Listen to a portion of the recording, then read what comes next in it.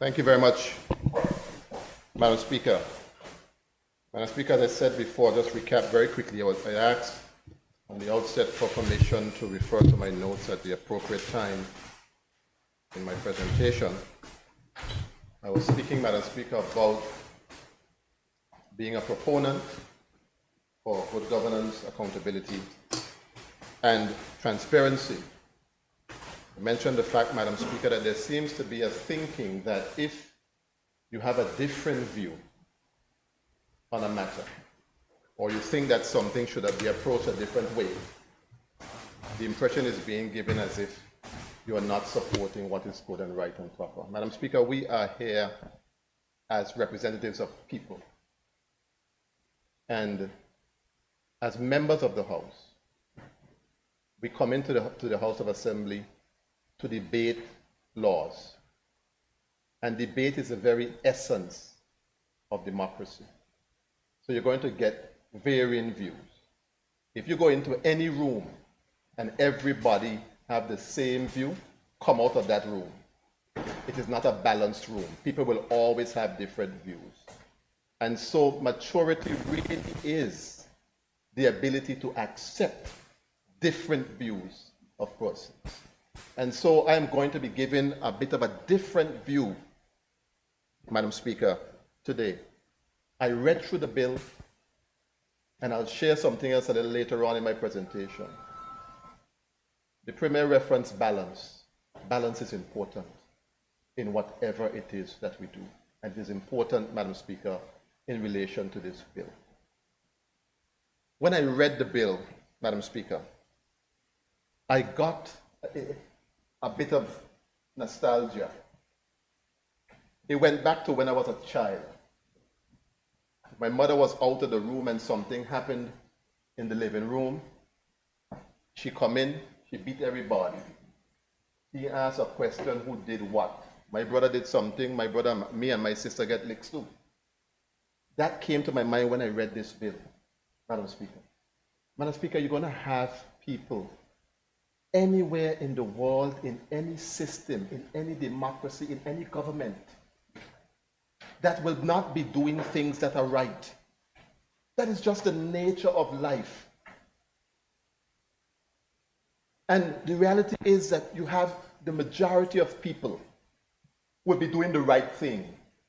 You might have one or two bad eggs that you need to deal with. You don't go and come with sweeping changes for everybody and demotivate who's doing a good job just to get a couple of people who you know are not doing a good enough job or who perhaps are being dishonest. And I see that vein coming through everything that comes here before us. We have enough agencies, we have permanent secretaries, we have deputy secretaries, we have human resources, we have the Auditor General, we have the police. You have all manner of agencies that can intervene and address when issues are taking place. The BVI is a small place. Everybody know everybody, and everybody know what other people are doing. If you have responsibility for a department, do your job. You would know that one of your officers may be doing something that is contrary to the law. You have good common sense, you see it. The first thing people do when they get a little money, they start to bling, bling, bling, bling before. That alone should be a red flag. So I'm saying you deal with the people that you have a problem with, as opposed to trying to deal with everybody, because you demotivate the very same people, the ones who are upholding the same systems. Too far east is west. And we keep doing this, Madam Speaker, all the time. I want to highlight another issue, Madam Speaker, that I mentioned on the last occasion about good governance and transparency, which are the buzzwords around. This bill again got its first reading on Thursday. And here we are again, a week later. People do not know what is entailed in this bill. Even the very civil servants, even the very officers who will be subject to this bill are very, very unclear on the contents of the bill and how far it will go.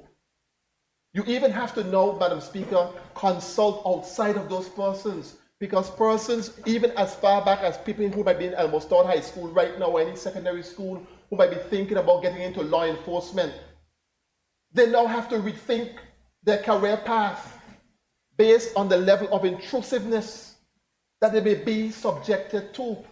So the bill has far-reaching implications, and it goes back to the point of accepting these recommendations too soon. Before we understood the ramifications of them, there was not enough discipline to sit down and say, look, we cannot accept these things because there are so many facets, so many issues that we have to consider. And here we are now with a very important bill that threatens the livelihood of law enforcement officers. And we passed it, had its first reading on Thursday, and now it's being passed or brought to be passed here, Madam Speaker, today. Madam Speaker, this recommendation or this bill came from recommendation B39 of the COI report. And I want to read it very briefly if I can. I recommend that all serving HM, Customs and Immigration Department officers at all levels of seniority be subject to full vetting by an independent agency without limiting the ambit of that exercise. It should involve determining if there has been a failure to disclose: one, relevant information before or when first appointed, and which may have led to the officer being deemed unsuitable, and two, relevant information thereafter, including the existence of a second job or a conflict of interest which could reasonably be seen to compromise the individual officer's ability to fulfill his or her role and in the future. In the event that a similar exercise is not being undertaken in relation to the Royal Virgin Islands Police Force and the prison service, then their officers should be included in this process. Now, there are a couple of things I'm not sure about, because it says officers at all levels of seniority. I'm not sure what that means. Whether Mr. Hickenbottom is suggesting that you must be senior in your capacity and then up the ladder. I'm not sure, because all levels of seniority cannot mean all officers. I do not interpret it to mean that. But when you read the document, you see it is applied, Madam Speaker, to all law enforcement officers. If my interpretation is correct, then what we're doing here in the vetting is inconsistent with the recommendation. If it says all levels of seniority, and I'm giving the ordinary meaning to the word seniority. But, Madam Speaker, there is a high level of intrusiveness in this vetting process, and the regulations and the application form attached, the vetting form that's attached to the recommendations or to the regulations, Madam Speaker. And I'm concerned, I'll tell you why I'm concerned, for particularly two agencies. We have had a problem here where we have had difficulties getting our own people to get involved in law enforcement. The BVI is perhaps one of those countries, only countries in the Caribbean, where the nationals of the country are perhaps the lowest percentage of persons in the police force. Granted, yes, the police is not included here, and we have to discuss that. Because I don't understand why we are only seeing information that relates to customs and immigration and prison, but we don't know what is going to be done in relation to the police. We need to see that too. We need to see that too. But customs and immigration have been two areas where our local people have gravitated to. And the level of scrutiny that they'll be subjected to, Madam Speaker, I see that dwindling away. I see it dwindling away. And other people coming from other places filling those positions. You have to be smart and pay attention to what is happening. There are many back doors, Madam Speaker, to get to where you want to get to. And if we don't read through the lines of some of these things, Madam Speaker, we end up, even though our intentions may be good, we end up displacing our own people. We have, Madam Speaker, to be extremely, extremely careful. We are private people. We have always been private people. I see it every day, and most of the members in here see it. Since that money, for instance, has moved to social development, you have people who prefer to stay and do without than to go up to social development and give them the whole business. That is just who we are as people. And when you see the level of scrutiny, Madam Speaker, that members, that the officers will be subjected to, a lot of people are not going to get involved in it. You have a husband and wife. The wife applied for a job with customs and the husband got to give you whole business. That is what is happening in this bill. Madam Speaker, it even goes as far as children who are 10 years above 10 or above years, that you have to account for them in the vetting form. Madam Speaker, we place a high premium on privacy in this country. A high premium. And it's not because we're hiding anything. We're just private people. I don't like people in my business at all. And I know many of us in here are like that. It's like that you don't have anything to hide. You just put a high premium on privacy. And Madam Speaker, when you put that high premium on privacy, this vetting legislation and the regulations and the application form, the vetting form that goes along, is almost tantamount to constructive dismissal for people who take privacy seriously. If I was going into the service and I saw all these things, I would rather not go at all than to have to subject myself, Madam Speaker, to some of the things that I've seen here. And some people will say, well, if you ain't doing nothing wrong, then what are you worrying about? It's not about that. It's that you don't want, you have a right to privacy. You can't be in people's business every minute, so looking through things. And I think I want to go through some of the bill very, very quickly with you.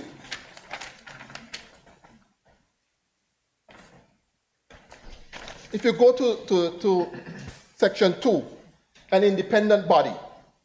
It says an independent body means an external entity contracted in accordance with section 16A3 to perform the vetting process. And then you'll see the independent body mentioned later on. What is this independent body about? The Public Service Commission has the responsibility in relation to this. What is this? Who will be in this independent body? Where will they be placed? Is it MI5? Who it is? I can't support that. Let the Public Service Commission carry out their work. And if they need to get a few ad hoc persons to work along with them, let them do that. But don't subject our people to an independent agency that we don't even know, Madam Speaker, who that independent agency is. We don't know what their intentions might be for BVI. Next thing they come back and say, no, all our people them fail, and then they bring in their lovely people. And then we look, the complexion of customs and immigration changes. We have to be careful, Madam Speaker, with what we're saying. And then, Madam Speaker, you go to the meaning of vetting. Means the process of gathering and processing information about individuals' background, including personal information, employment records, criminal records, financial records, and other relevant information to evaluate the individual's suitability for employment within the public service. This part is one that tells me that this bill should not have come in without the regulations, because the devil, Madam Speaker, is in the details. And if the regulations are done, they should have accompanied the bill here, so that members can properly deliberate and discuss the whole thing. Because I heard they're done. I know that they're done, as a matter of fact. And I know the vetting application is already done. But why is it that members have been brought with a very short bill to say yes to something when the regulations are the most intrusive and important parts of what we're doing? I see it as an insult. And that should not happen again, Madam Speaker, in this House of Assembly. If members have to say yay or nay on a bill, all the requisite information must be before them so they can make a proper and informed decision. And I believe that we are being robbed of that opportunity, Madam Speaker, here today. Madam Speaker, it goes on in Section 4 that inserts a new 16A and 16B into the principal bill. Vetting requirement. An applicant shall not serve in the public service unless that person is granted vetting clearance in accordance with the Act. An officer in a department or office referred to in Schedule 1A, and again, the schedule only refers, Madam Speaker, to customs, immigration, and His Majesty's prison, who fails vetting. It says an officer in a department or office referred to in Schedule 1A, those three agencies, who fails vetting shall not continue to serve in active duty until a determination is made by the relevant commission. That's in here. So your job is essentially on the line. Your job is essentially on the line by a vetted agency somewhere across the world that you don't know what their intentions might be for you. It goes on in 16A3, for the purposes of this section, the Commission is responsible for vetting persons under this Act and may for that purpose outsource. That's the part I'm concerned about. But look at 16A4. For the purposes of this section, the relevant commission shall by notice published in the Gazette specify XYZ. You see what this thing says here? For the purpose of the relevant commission, which means that you're only starting here for now with these offices or these officers, but you're going to go out into other areas. And so those people who are not paying attention, I remember one time, Madam Speaker, and I'm going to ask for indulgence, Madam Speaker, because these bills are important bills. And I have to represent my people to give me a little 20 minutes or 25 minutes when I have things to say. I want you to reconsider that, Madam Speaker, because this bill is an important bill. It's an important bill. It goes to the livelihood of our people. And it's important that everybody understands what is happening. I remember when I was the chairman of the prison, when I went back up there as the chairman, they weren't giving people any Christmas break. They used to give the persons who were in trouble, who were sentenced, they got a little Christmas release. And they had stopped it. So I went back up and I started again. I get cussed, but I get cussed all the time. I have a problem with that. And one person was let out on Christmas release to see his family. Fell a little part, he did something he wasn't supposed to do, but generally a decent person. And the lady whose family he offended saw me on the road, and what she didn't tell me, she had forget to tell me. He had nobody around, so I wasn't extra shame. If he had people, Lord, I'd have been shamed, the thing that she said to me. But 3-4 months later, her son get in jail, Christmas come around, and who come into my run now, seeking release for her son? And the woman barefaced, according to my mother, like she completely forgot she cussed me out about the same thing and called him a phone, hung me down to get the same sort of Christmas release. And the point I'm making here is that they intend to extend this to other areas. So those people who may not be affected now by this schedule, open your eyes and pay attention, because if it starts here, all they will have to do is amend the schedule to add you on. Pay attention, Madam Speaker, to what is going on. Honorable, let me just interrupt. Your time is up. I have taken note that the Leader of the Opposition wished to grant you 10 minutes of his time. Thank you, Madam Speaker. So I'll grant you the 10 minutes of his time, but please conclude within that time. Thank you, Madam Speaker. Madam Speaker,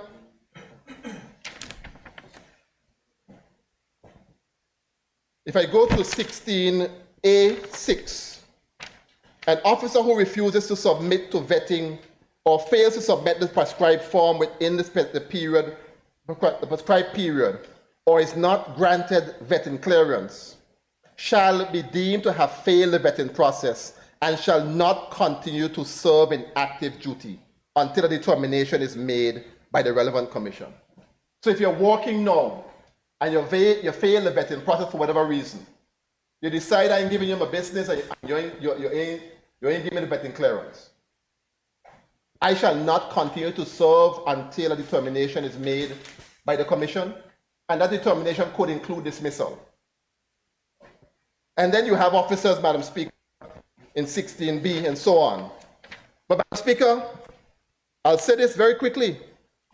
I am not a person at all who like to cut lawns and so on. I don't like it. I don't like manual labor like that. But something got in my spirit yesterday and I went out in my backyard to cut some bush. And after I chop down, I see a yellow envelope, Madam Speaker, just like this. It had my name on it. And I have good manners, so if I name on something, I have to open it. And there it is, I find something in there that is relevant and pertinent, that form my notes that I asked you about. Madam Speaker, when you look a little deeper into this vetting thing, they're asking you for your bank statements. They ain't even saying that they want a bank reference. They want your bank statement. If you're divorced, they want the certificate of the divorce. They want, Madam Speaker, they want the details of all bank accounts in your name for the last 3 months.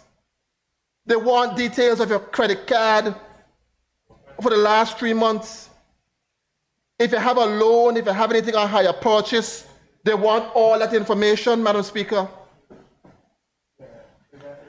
They want documents, Madam Speaker, and statements with respect to your savings and investment and so on. And they're saying to you, if you fail to complete and submit the vetting information prescribed, you shall be subject to disciplinary proceedings. And then, Madam Speaker, there is something called a third party. Madam Speaker, I can disturb here. I don't understand why. Honorable, just bear with me. I'm trying to follow. What exactly are you reading from? It's not the bill, is it? From my notes. It's in the. Is that in the substantial legislation? Madam Speaker, I made some notes that I'm reading from. No, I understand, but I'm trying to see with what we are trying Madam to Speaker, pass. I referenced that I found something in my garden yesterday, and that had been able to form parts of my notes. I see. So you're going to make a disclaimer to let the territory understand that what you're reading is not what's before us, though. No, it's not before us at all, Madam Speaker. That's why I found it in my garden. All right.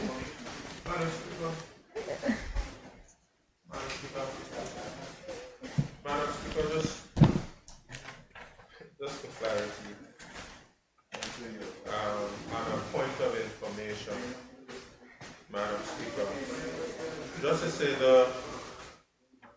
the member in his notes, what he said he found in his garden is referring to and I heard him refer to it in his debate, Madam Speaker. He referred to the vetting form. The vetting form is attached to regulations which are in draft form and have not been passed. I'm not sure, Madam Speaker, if it's responsible to be referring to a document which is not a public document. It has not been passed officially, it's in draft form. I'm not sure if it's a responsible thing to do, Madam Speaker. Members, let me just take a brief recess.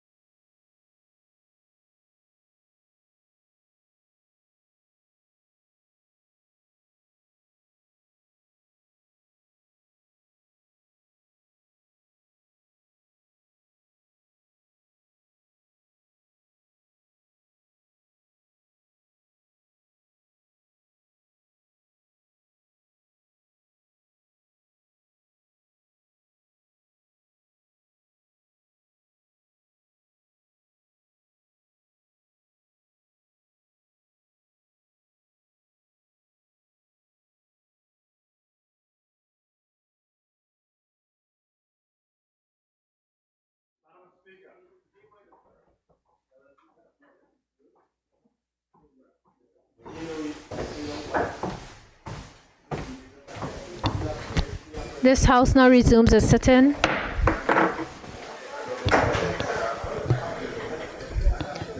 Yes, I call on the member for the 6th District to continue, please. As I said, in keeping with me asking for permission to refer to my notes from the onset, my notes is comprised of discussions I've had with persons who I represent. Madam Speaker, I must make to understand as well, which I verily believe to be true, that within the proposed vetting form, Madam Speaker, they're asking for information on your spouse. If you work in customs, immigration, or His Majesty's prison, the same way you answer for yourself as an employee, you have to provide the same information for your spouse who's not working for any of those agencies. Matter of fact, Madam Speaker, it goes a little further. So they say spouse, whether it's a husband, a wife, a fiance, even if you don't live together. So every time you change boyfriend, you got to go to them and tell them, I changed my boyfriend. So take off this one here and add on this one. That is what they ask you to do. That's the, when you narrow it down, that is what you're doing, whether you live with them or not. So people who are dating people from customs and immigration and the police, you have to consider that when you're dating, because you could become subject based on what they have here for your personal information, Madam Speaker, to be placed here before a commission. Then, Madam Speaker, I'm wrapping up shortly.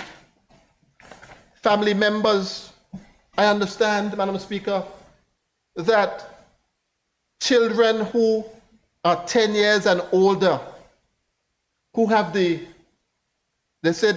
term it, who are of an age of criminal responsibility, can get vetted by the police.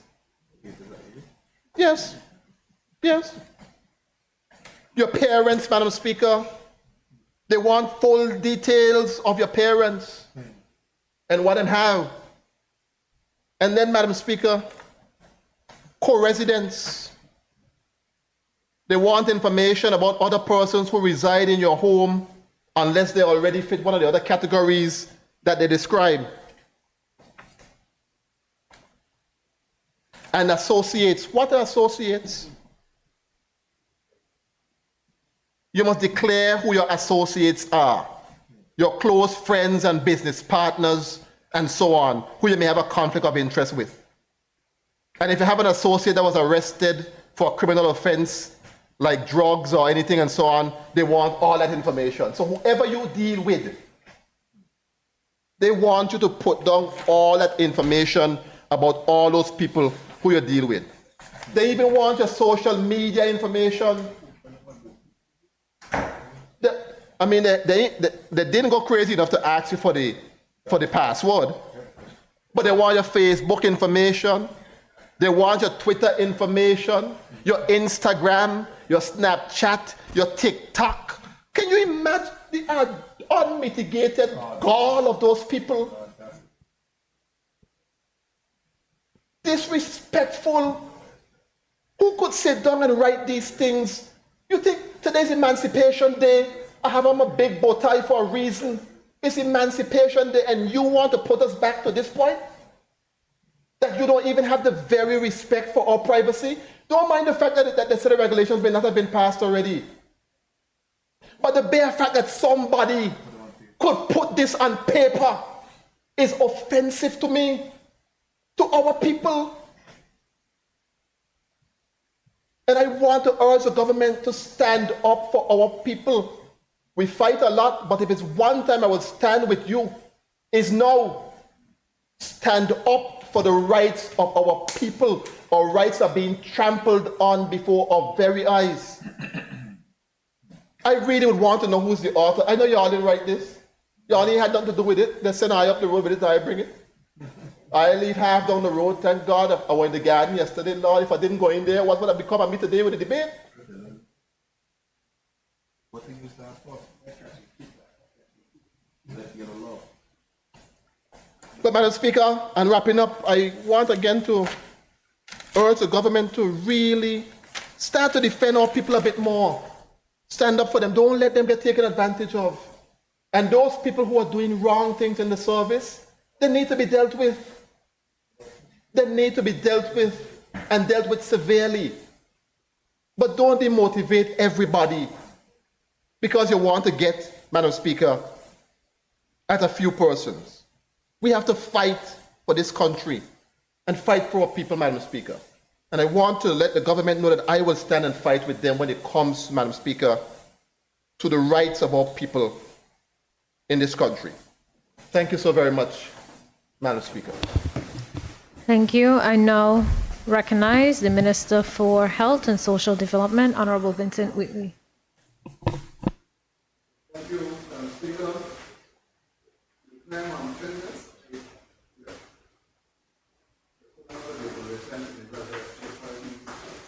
I'm not sure what the next one.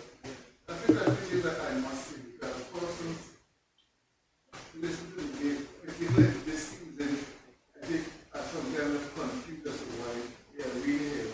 And what the real fight is really horrible. Now, I fully support the concept of that. And there are some concerns with the bill. There's something that's stressful. But now, because there's a bigger fight. It's a bigger fight at hand. And we know these days are under immense scrutiny since 2022. You know, doing some research yesterday, and this morning, I haven't been trying. And I came across an article written about the British government and two sentences.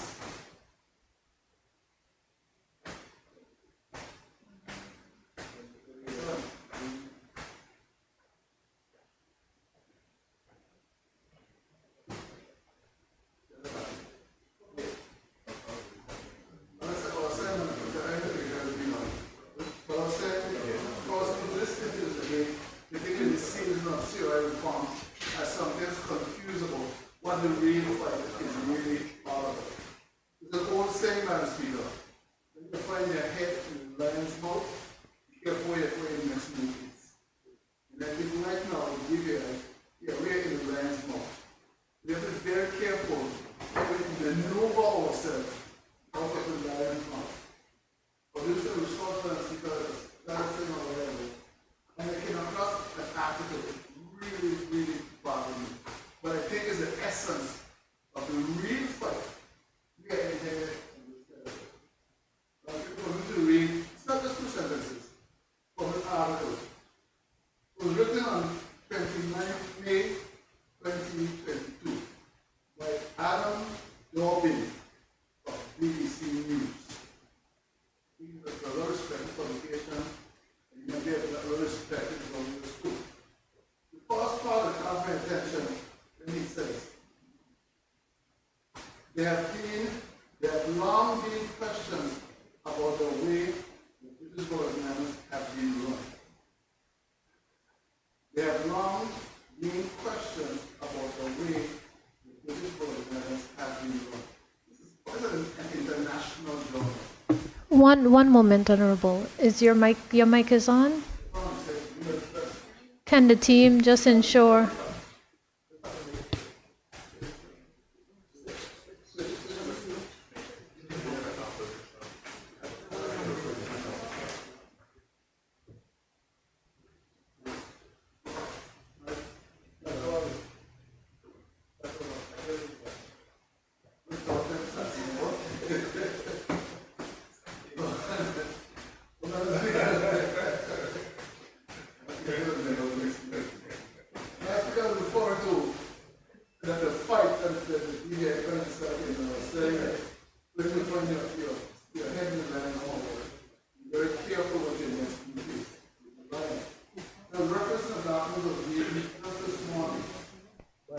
Dobbin of BBC News.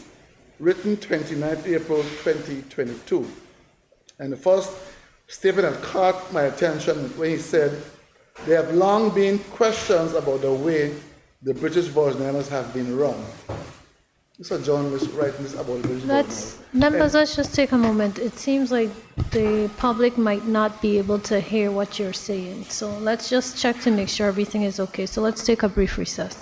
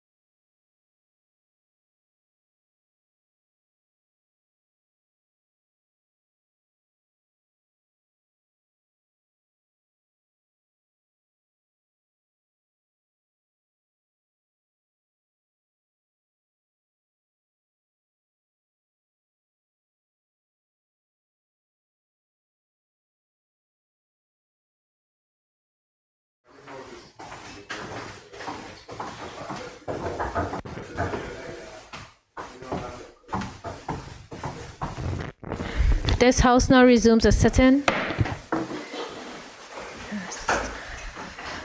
Minister for Health and Social Development, please continue. Thank you, Madam Speaker. Am I being heard now? Madam Speaker, let me tell you where I was. When I started speaking on the talking about the house is based in the season of COI. The various persons are various ideas about. Madam Speaker, I think there's a big fight that those needs to be aware of, and not just what it may appear to be. And in the news and resource for the paper today, I came across an article written by Adam Dobbin of the BBC News, written on 29 April 2022. Madam Speaker, just two short sentences, and two that really bothered me. And I'll explain why they bother me. The first one says, there have long been questions about the way the British Virgin Islands have been run. And that date is very significant. The second one says, in January of 2021, an independent inquiry into corruption in the islands was launched amid long-standing allegations of state corruption. Long-standing allegations of state corruption. Now, Speaker, the reason why these two things bother me, because it seems to be the general perception of everybody in the British Virgin Islands.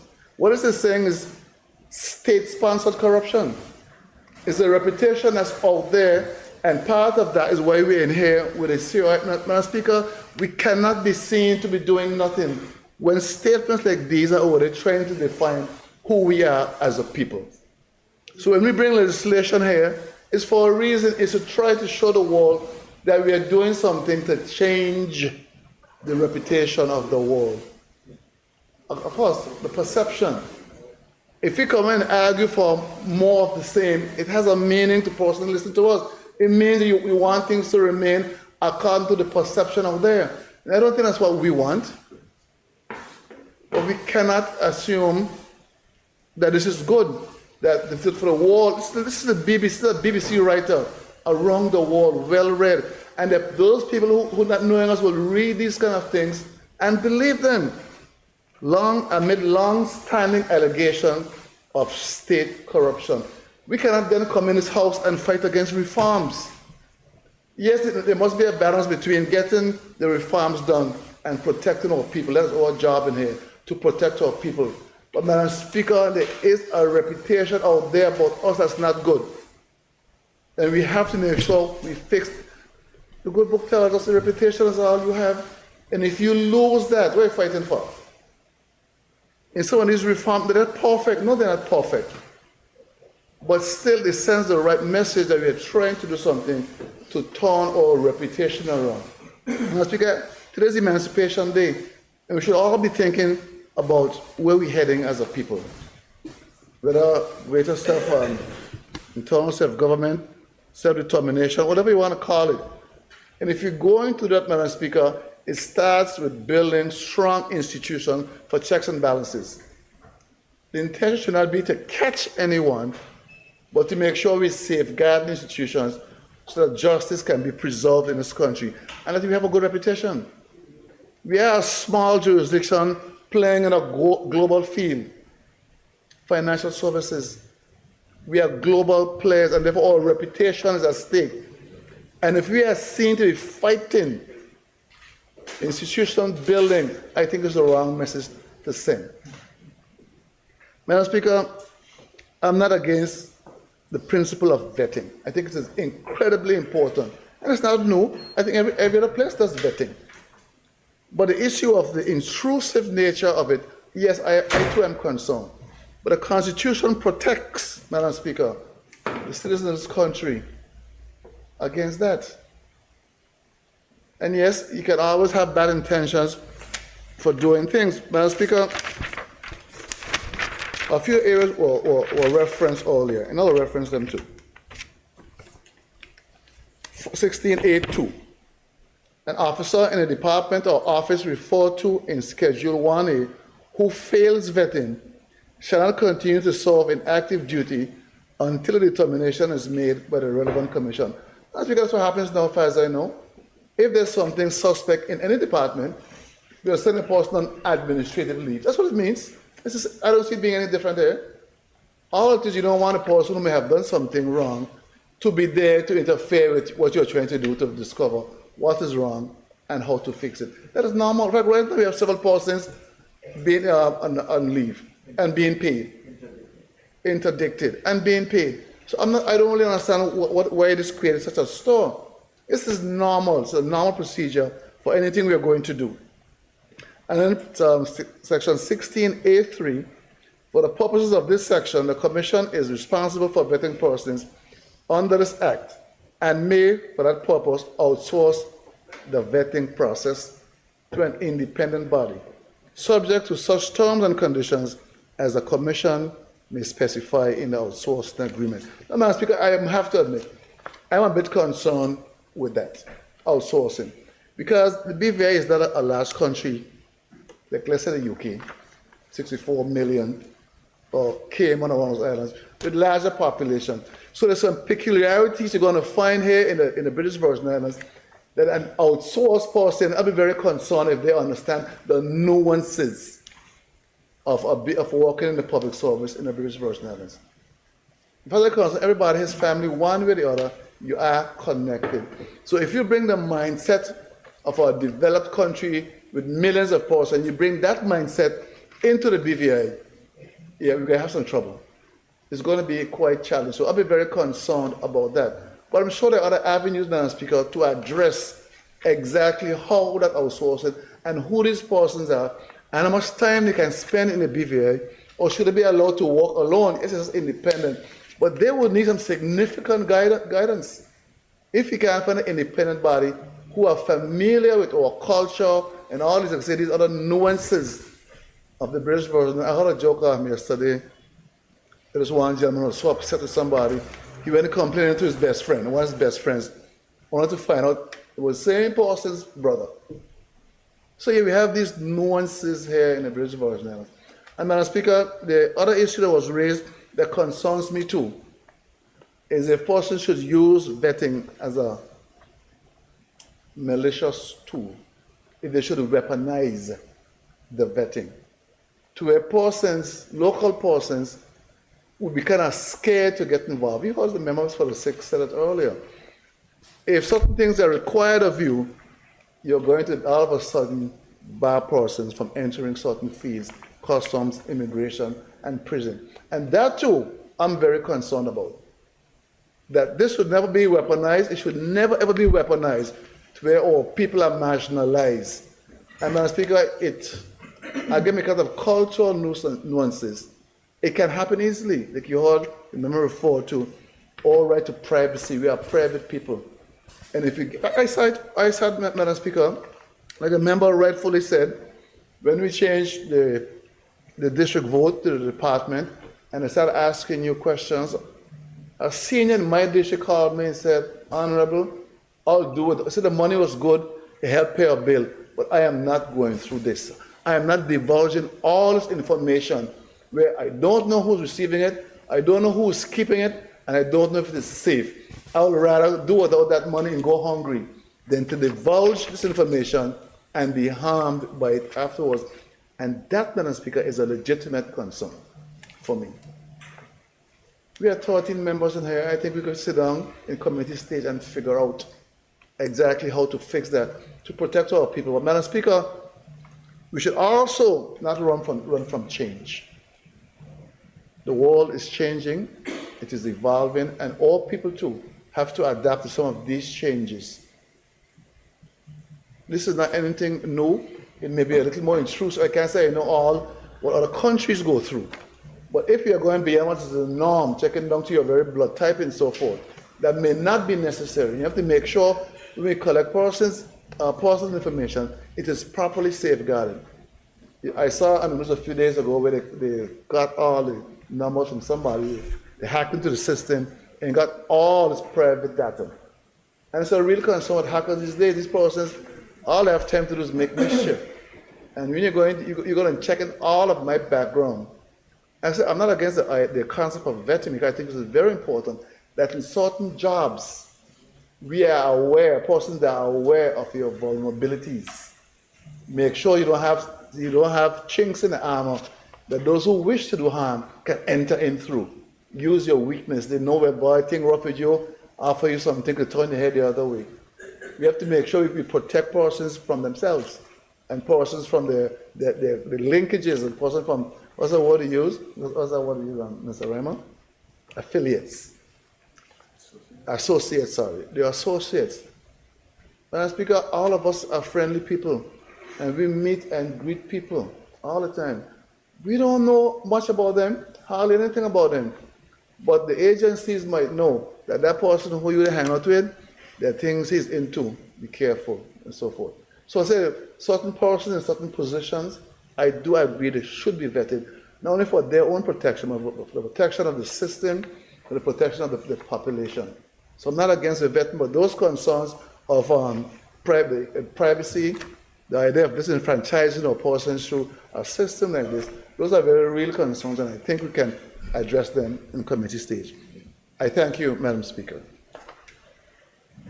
Thank you, Honorable. Any other member at this time wish to debate? If no other member wish to debate, I'll call on the Premier. No member wish to debate? I call on the Premier to wrap up. Oh. I call on the member for the 2nd District, Honorable Melvin Turnbull.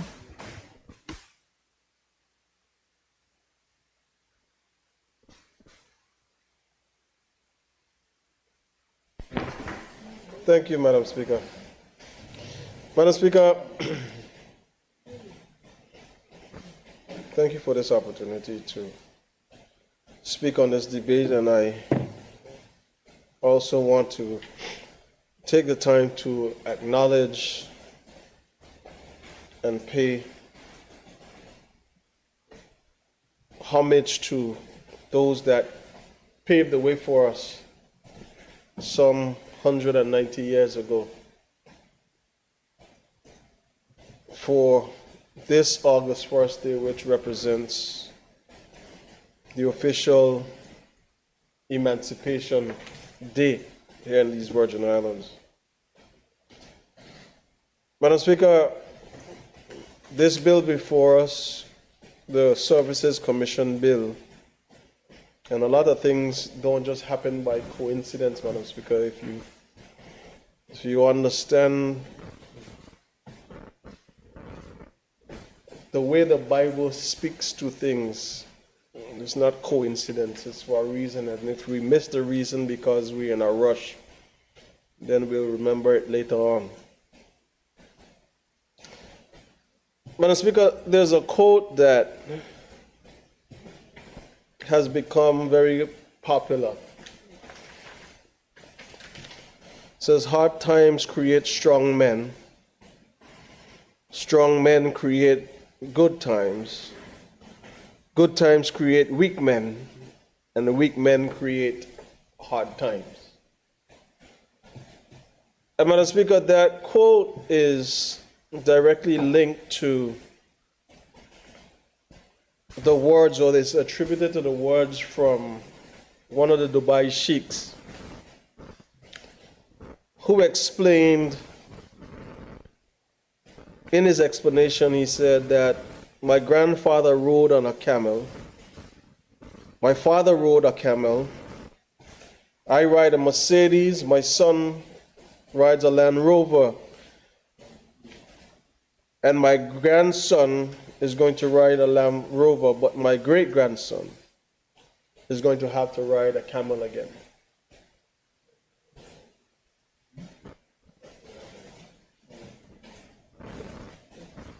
Madam Speaker, I have said it in this House many times. There is no new tricks that the devil has. The devil has no new tricks. And Madam Speaker, if you are not discerning enough you tend to fall victim to repeating history. And Madam Speaker, while the words that continue to be thrown out of good governance, transparency, accountability, and all the other things are necessary for this country's continued development, this particular bill, Madam Speaker, is painting all people of the Virgin Islands, as was done since April 27, 2022, with one brush. And 98, if not 99% of these bills that are coming that deals with enforcement and transparency under the guise of good governance, Madam Speaker, all have the same narrative that we as a people here in these Virgin Islands are corrupt. And we are bound to corruption, and the wealth and gains that we have not been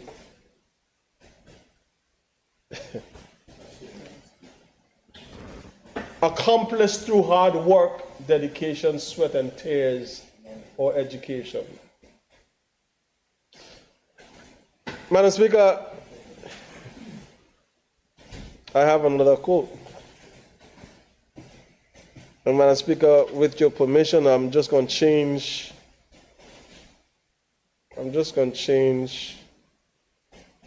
a particular word because it might be offensive to some.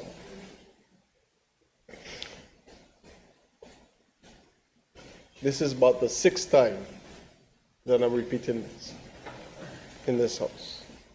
The story of OJ, 444. Light Negro, dark Negro, Fox Negro, real Negro, rich Negro, poor Negro, house Negro, field Negro, still Negro.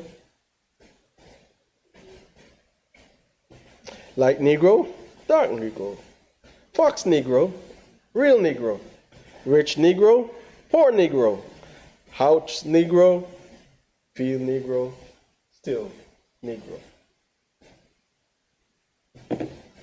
Madam Speaker, it is not what you're called, but it's what you answer to. This particular bill, Madam Speaker, and the merits therein is created a narrative, Madam Speaker, that not even those of us in law enforcement, but specifically have left out the members of the Royal Virgin Islands Police Force because they fall under a particular subhead. But the ones that are immigration and customs fall under the local government, they need to have to go through this vetting process.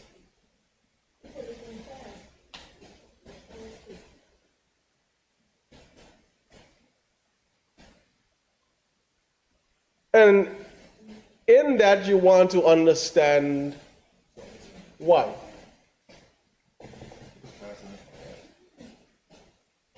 Madam Speaker, why? And it was continuing to be, the more you read into it, you understand and pay attention to all these legislation, Madam Speaker, that you realize the narrative that is trying to be put forward, that we're not good enough, that we're corrupt, that we don't have enough, Madam Speaker. I want to remind the people of the Virgin Islands that we are in fact enough. And we are more than enough, Madam Speaker, with the help of God. And we have everything that it takes to continue to build this territory. So where we need to exalt, Madam Speaker, and smoke out those that are doing the wrong and committing the crimes and illegal acts and trying to break down systems, Madam Speaker, we need to do that, Madam Speaker, but it can't be at the expense of disqualifying your own so you seem to make it okay for others to come in. And Madam Speaker, that's the narrative. The member before me, Madam Speaker, he said you don't have a problem with it. But Madam Speaker, I have a problem with it. Because you have to look at not just what is written, Madam Speaker, you have to look at the context from which these things are coming forward. And they are coming forward to us, Madam Speaker, that will create the same process, whether we are here or not in this honorable house, Madam Speaker, that the children that come after us will want to know what in Gehenna we approve. I hope you can protect Gehenna in the Bible.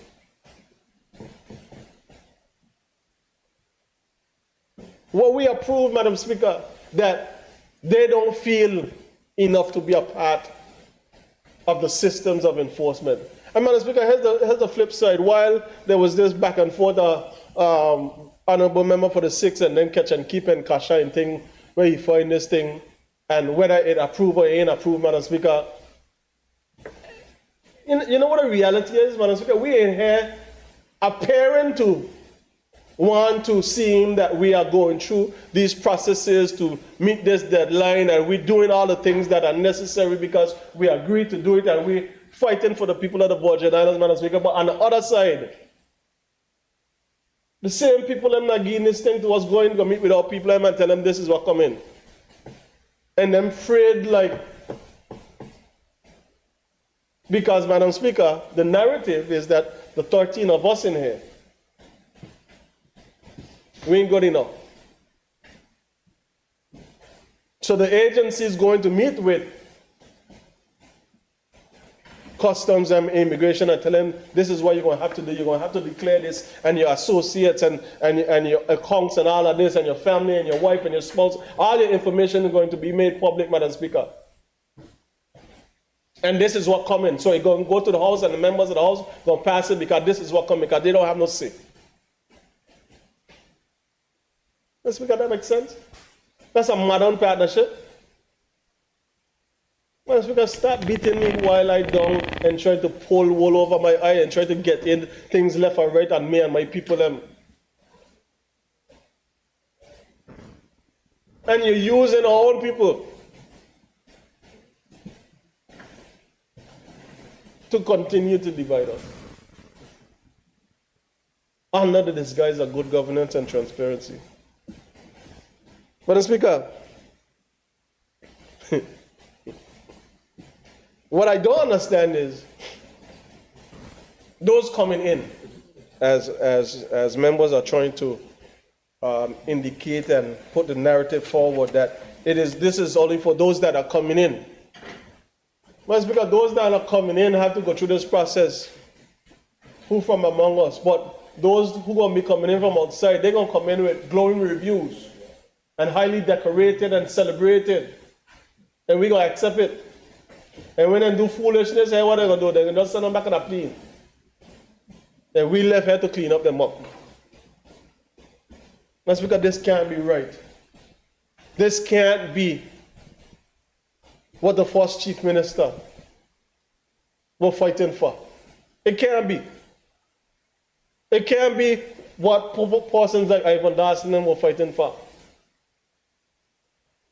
Where they ensured, Madam Speaker, that we were replacing those persons who came from outside of the British Virgin Islands, United Kingdom, and elsewhere, with our own people to govern ourselves and be responsible for ourselves, Madam Speaker. And we now rolling back all of that because of what he named and the actions of some others to say this is good governance and we going to meet this August 31st deadline. And when we meet this August 31st deadline, if them say something different, what we going to say? Oh, why we should have fought a little harder? Well, Madam Speaker, I don't give you all I got now.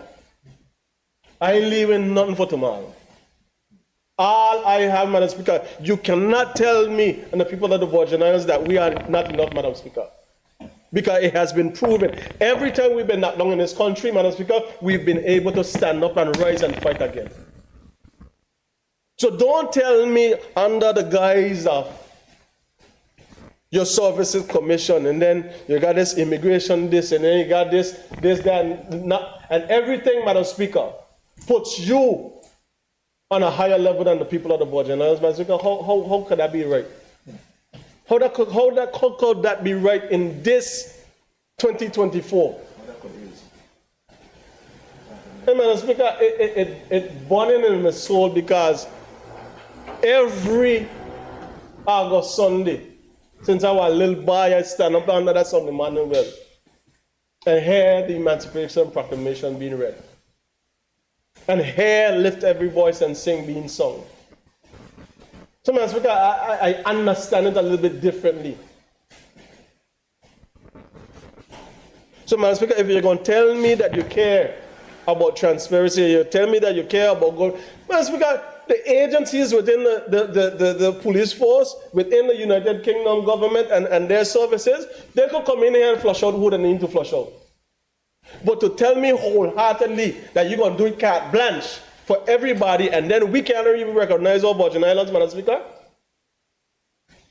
And there already isn't a place for those of us, Madam Speaker, who are getting an education to come back and live because we ain't qualified enough, or we ain't fit the description, or we don't fit the referrals, Madam Speaker. I sat in labor as the minister responsible, and I sat and I saw the systems that are set up, Madam Speaker, to disqualify all people so other people could come in. I saw it in law firms and trust companies, all through I saw it, Madam Speaker, it exists. And here we are now, in the law house, going to put yet another disqualification, making it more difficult for our people to be a part of our law enforcement. And Madam Speaker, I'm going to say this. I think we have a acting chief immigration officer, and I think we have an acting commissioner of customs, or Mr. Romney he acting. Remember, I said this to you before. If we don't conform our people, somebody gonna get put in our place, and they ain't gonna look like us, and they ain't gonna understand what we about and what we. Madam Speaker, we have to step in and step up for our people. And this, Madam Speaker, the way it is, and if the members and the ministers on the other side saying the regulations must worse, Madam Speaker, we're gonna have battle in here. We're gonna have battle in here, Madam Speaker, because you can't tell me this as it is written for these amendments, and if the regulations worse than this, then you're just trying to mash up our country. I've seen many before, but if the regulations worse than what here in these, 6 clauses or 8, then you're telling me, Madam Speaker, you want to mash me up. You want to destroy my country and destroy my people because you feel that this is the way to go. Because if I have an associate, what associate is? A friend. In all are we friend and family here? So if I know you and you happen to do something, then I could lose my job and my family out of money. And then I go down to social development, I can't get help. They're duck, right? Nothing this version. Madam Speaker, I don't tell you already, Madam Speaker. It got some smooth stone. Tom King had them in Dallas Bay. Some them smooth. David, you take up 5, you only use 1. Madam Speaker, if them going to try to take over our country, I'll let you know what the thing them is. Come for the thing then, let me fight for our country. Because this, Madam Speaker, cannot be how we move forward. Under the disguise of good governance, Madam Speaker. And I, for one, will not be recorded in the edge of history as no weak man. I ain't got no Mercedes Benz or a Land Rover. But I ain't going back to no donkey, Madam Speaker. Thanks.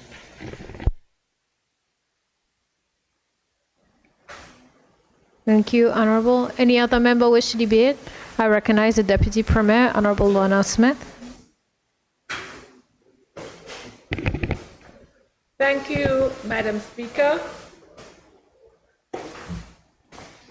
Like other members before me, recognize today is the 1st of August, and today is the day that that proclamation was read 190 years ago. Madam Speaker, I have had several emancipations since then.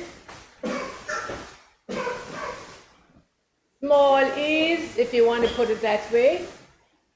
The first emancipation was when, Madam Speaker, my mother brought me from Anguilla in 1960 for a better life. I came on a boat called the Tiny Loop, and I have the opportunity now of being able to fly on a plane. Madam Speaker, I am where I am because of the blood, sweat, and tears of my mother, who raised 9 of us in a 3-room house in Hunterscott.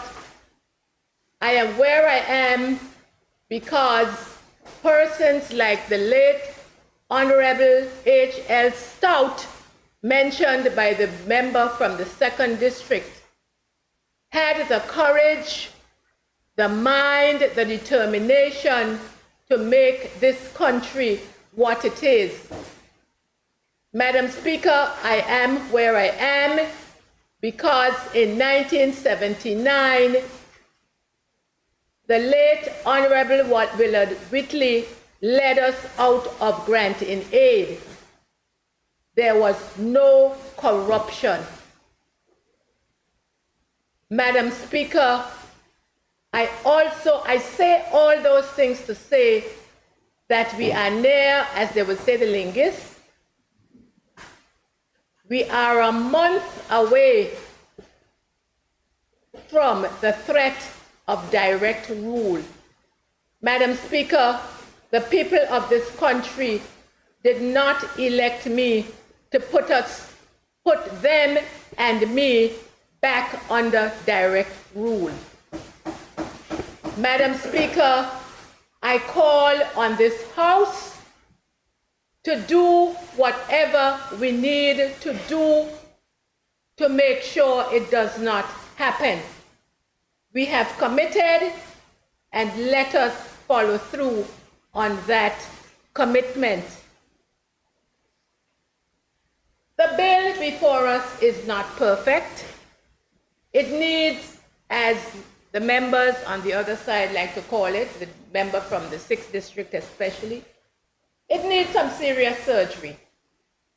And I know we are capable of doing that. I call on us not to throw the baby out with the bath water. Madam Speaker, to continue where my colleague Minister of Health said, BVI is under a microscope, continues to be under a microscope. Every day, I don't have to listen to the BBC or read the BBC. Every day across my desk comes stories, questions, whatever you want to call it. Up to yesterday, one of the leading papers globally wanted answers to the fact that the BVI is so corrupt that they would not have convicted one particular outstanding person. They wanted a response to that. They wanted a response Of course, everything is tied up with our financial services, but they go around the bush and they talk about how dishonest we are and how much we are engaging in money laundering and so on. So I say that to say we have to do what we need to do to get past this point that we are at. So, Madam Speaker, today I rise in support of this important bill. I say I rise in support, I would add in principle, because as I said before, there's a lot more work, some work to be done on the draft, the bill that is before us. The bill, as we know, will enable the vetting of law enforcement personnel, as I think the first schedule refers to the prison, customs, and immigration officers. The police, in fact, that vetting, I believe that bill, or that has been passed already, so they are included. So it's not, to make it clear, it's for our law enforcement officers that would be included in the vetting would be police, customs, immigration, and prison. Madam Speaker, we place immense trust in our law enforcement officers. We rely on them, Madam Speaker, to protect us, and we expect them to serve with integrity. Madam Speaker, let's be honest. In the last few years, a lot of vulnerabilities have shown up in the field of law enforcement. And we must do what we can in this House to correct those vulnerabilities.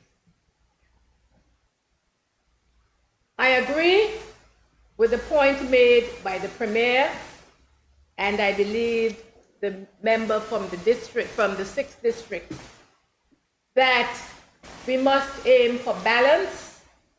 We must make sure that what is before us is not, what we pass is not more intrusive than in other countries. And it's important, Madam Speaker, that we see the regulations, because, as has been said, the devil is always in the details. Madam Speaker, contrary to what is said about us being sent up here with bills that we can't approve, we do our homework. And if you look at what is in my hand, vetting as it pertains to other overseas territories, all of them, with the exception of, I believe, Anguilla and Montserrat, Falkland Islands included, Pitcairn and whoever else, all of them engage in vetting. So it is nothing new when it comes to the public service. Madam Speaker, it is essential that those who are charged with the enforcement of our laws are virtuous men and women. It is important, Madam Speaker, that their backgrounds, their qualifications, association, and so on are thoroughly vetted. This bill seeks to make sure that that is done.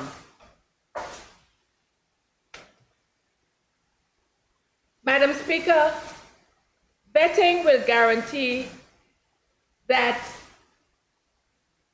the persons in law enforcement are not only competent, but that they are committed to justice and to the rule of law. Madam Speaker, this is the way that we will build confidence in our law enforcement officers. This is the way we're going to build confidence in this country.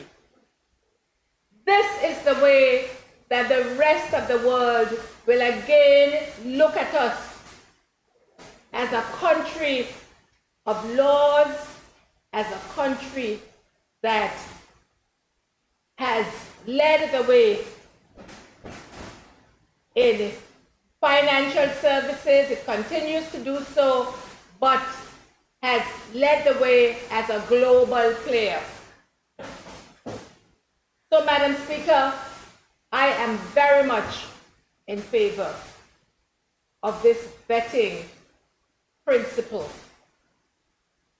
We have done a lot of surgery here, all 13 of us, the bills as needs be, and I am confident, Madam Speaker, that we will do so again. And yes, we are only dealing with 4 at the moment. Madam Speaker, I welcome adding others. And I could name a few that should be added. As public servants, I could name some that need to be added. But let's go with those 4 for the time being. 3 and the police. Well, they're not in this bill, I'm sorry, but I mean, they're almost, they're being vetted anyway. So when I say 4, I'm talking now about all the law enforcement officers. Madam Speaker, the final thing I'm going to say is that vetting doesn't mean that your business is going to be on the street. Vetting does not mean that the information is going to become public. There is the Data Protection Act, and we must have a degree of confidence in whoever does the vetting. I am not necessarily in favor of the outsourcing proposal of the bill. I too feel that the various commissions should have or build the capacity or the capability to vet the persons who are in the schedule to the Act.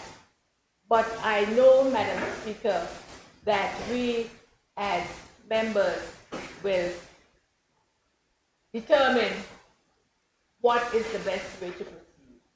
Madam Speaker, I again reiterate my support for this process, and I look forward to us working on it and swiftly moving to a conclusion and a passage of an act that we all are comfortable with.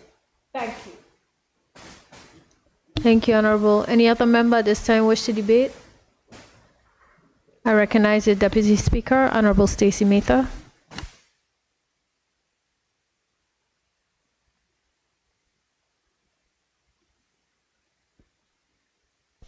Good afternoon, Madam Speaker. Good afternoon to the other members of the House of Assembly and those who are listening in the Virgin Islands.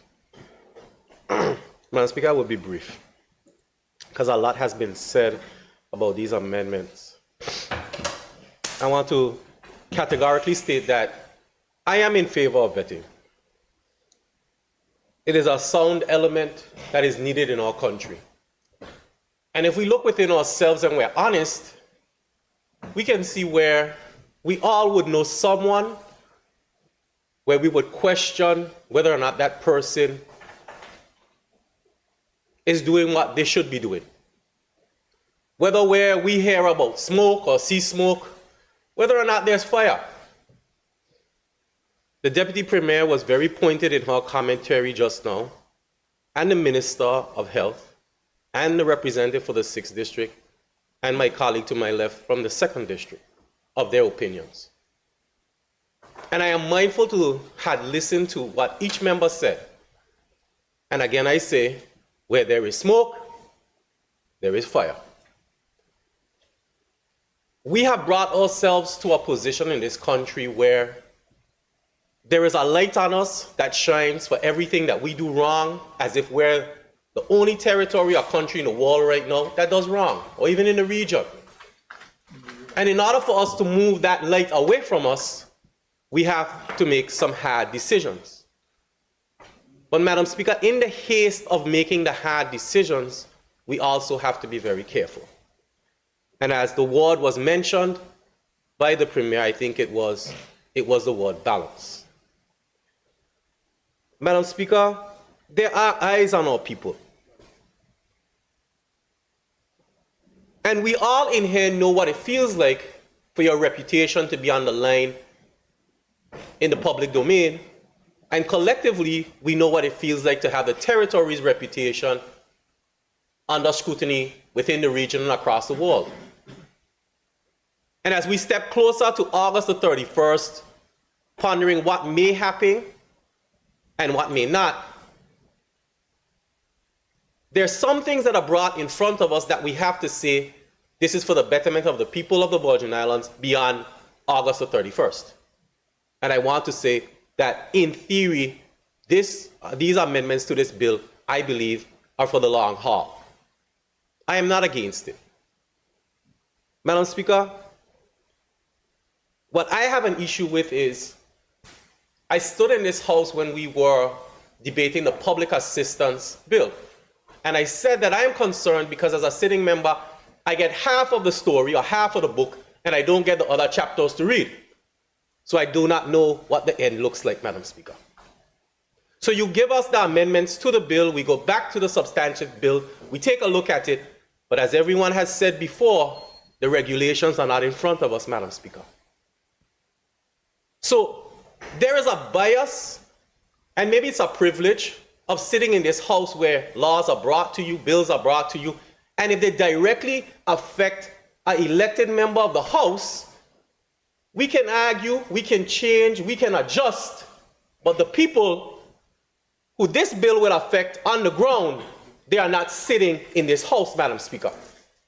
The customs agents who message me, the prison officers who send messages and say, Matha, I understand what they're trying to do. I don't have a problem with it in its entirety, but there are elements in it that I have an issue with. But Madam Speaker, I haven't seen what they've seen. So Madam Speaker, why do I sit here unable to see what has been shared with the men on the ground, but yet I am held in high esteem in the House? Madam Speaker, you can't be saying we're going forward, but we don't recognize a change for direction is necessary in order to get where we want to go. We talk about self-determination in this House, but yet we follow the same principles and rules, that is, hold the information one side and don't share it on the other sometimes. There is a lot of chatter in here about whether the governor's office, whether the Foreign Commonwealth office sends things here, and we are not allowed to, should not say this and should not say that. There's a lot of whispering in this House. But Madam Speaker, stop whispering. The truth is the truth. Say it. Because if we keep talking about August 31st, Madam Speaker, we're going to have 1 foot over the line, not knowing the direction we're going, and then it's going to be too late to open your mouth and say this is what it was. Because when it is our own, we're ready to run behind and drag them. When it is others, sometimes we whisper in silence. Madam Speaker, the truth shall set you free. Speak it. Madam Speaker, one of the biggest issues in this regulations that I am not allowed to speak about. And I wasn't gathering, Madam Speaker. What I said is concerns were sent to me, and I must trust the people that voted for me and put me in here, that they also are not corrupt, and they are also not seeking to take our country down, but just offering their opinions. Madam Speaker, associate. Let's draw uncomfortable reference to the word associate, Madam Speaker. The man whose picture's on the wall had a lot of associates. And in our country right now, we hear names being called about people associated with him and associated with others. So if we need to put that word associate into context, let's use that as an example and move forward. It is vague. It is wrong. And I'm hoping that we can clarify it, but let the public know that when we finish this debate, we're not going into the committee stage to discuss the regulations, Madam Speaker. We're going in to discuss the amendments to the bill. So what are we really going to perform surgery on, Madam Speaker? Let's not mislead them. Madam Speaker,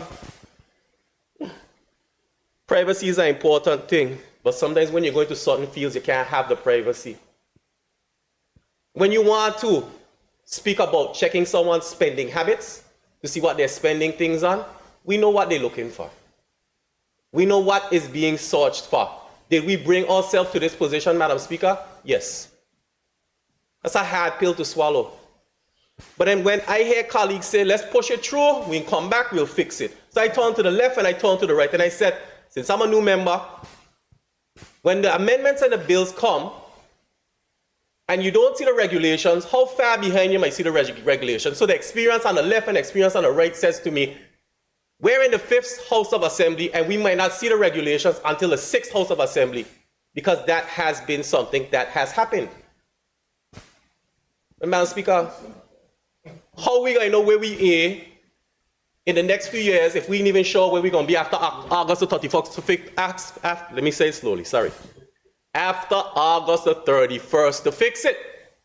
Madam Speaker, this part or this principle of we're going to go back and we're going to fix, I don't subscribe to it. Get it done now. Because if you feel the noose around your neck tightening, and there's only 2 fingers that got left to push inside, Madam Speaker, before you are hanged, push them 2 fingers in and don't wait until your feet can't touch the ground. Madam Speaker, I asked the government be forthcoming. And again, I said this before, if something needs to be changed in the way in which we present information in this house, we have committees. Change it. Share what is needed to be shared so that we can weigh in and it can be fixed, instead of saying to us, we'll get to it, we know it. Madam Speaker, as a sitting member, sometimes even what we get in here, the leader of the opposition constantly talks about it. We will get a document in here by the time we have tried to get through it overnight. When we get in here, well, we already changed that, we already changed this. Well, give me the one you were changing, no? Give me the respect of giving me the document that is most up to date, so that I can be, and my commentary, my input can actually be something that is merited based on fact.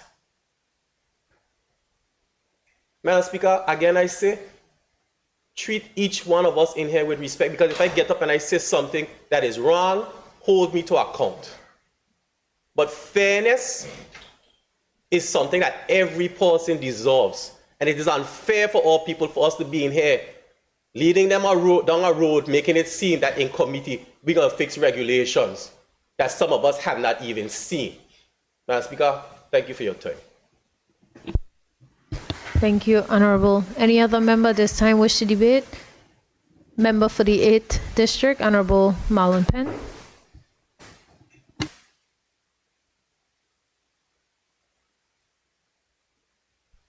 Thank you, Madam Speaker, and I just wanted to make sure I set my 25 minutes before I start, because I want to... That's 25 minutes? I thought 25 minutes.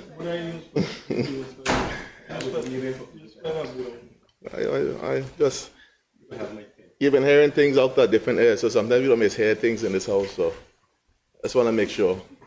But thank you, Madam Speaker, for the opportunity to make my contribution on the Service Commission's Amendment Bill 2024.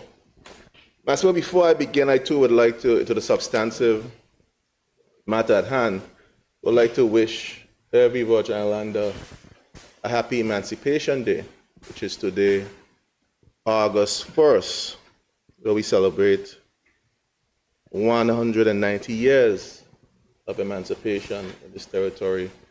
And we celebrate our 70th anniversary of celebrations that started on Monday.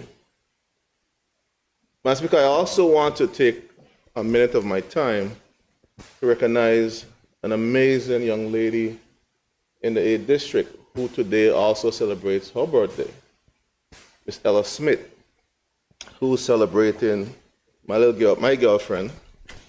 I might have to declare if I become a police, declare her interest as well, who's celebrating her 96th birthday today, who is essentially the oldest person in the 8th District.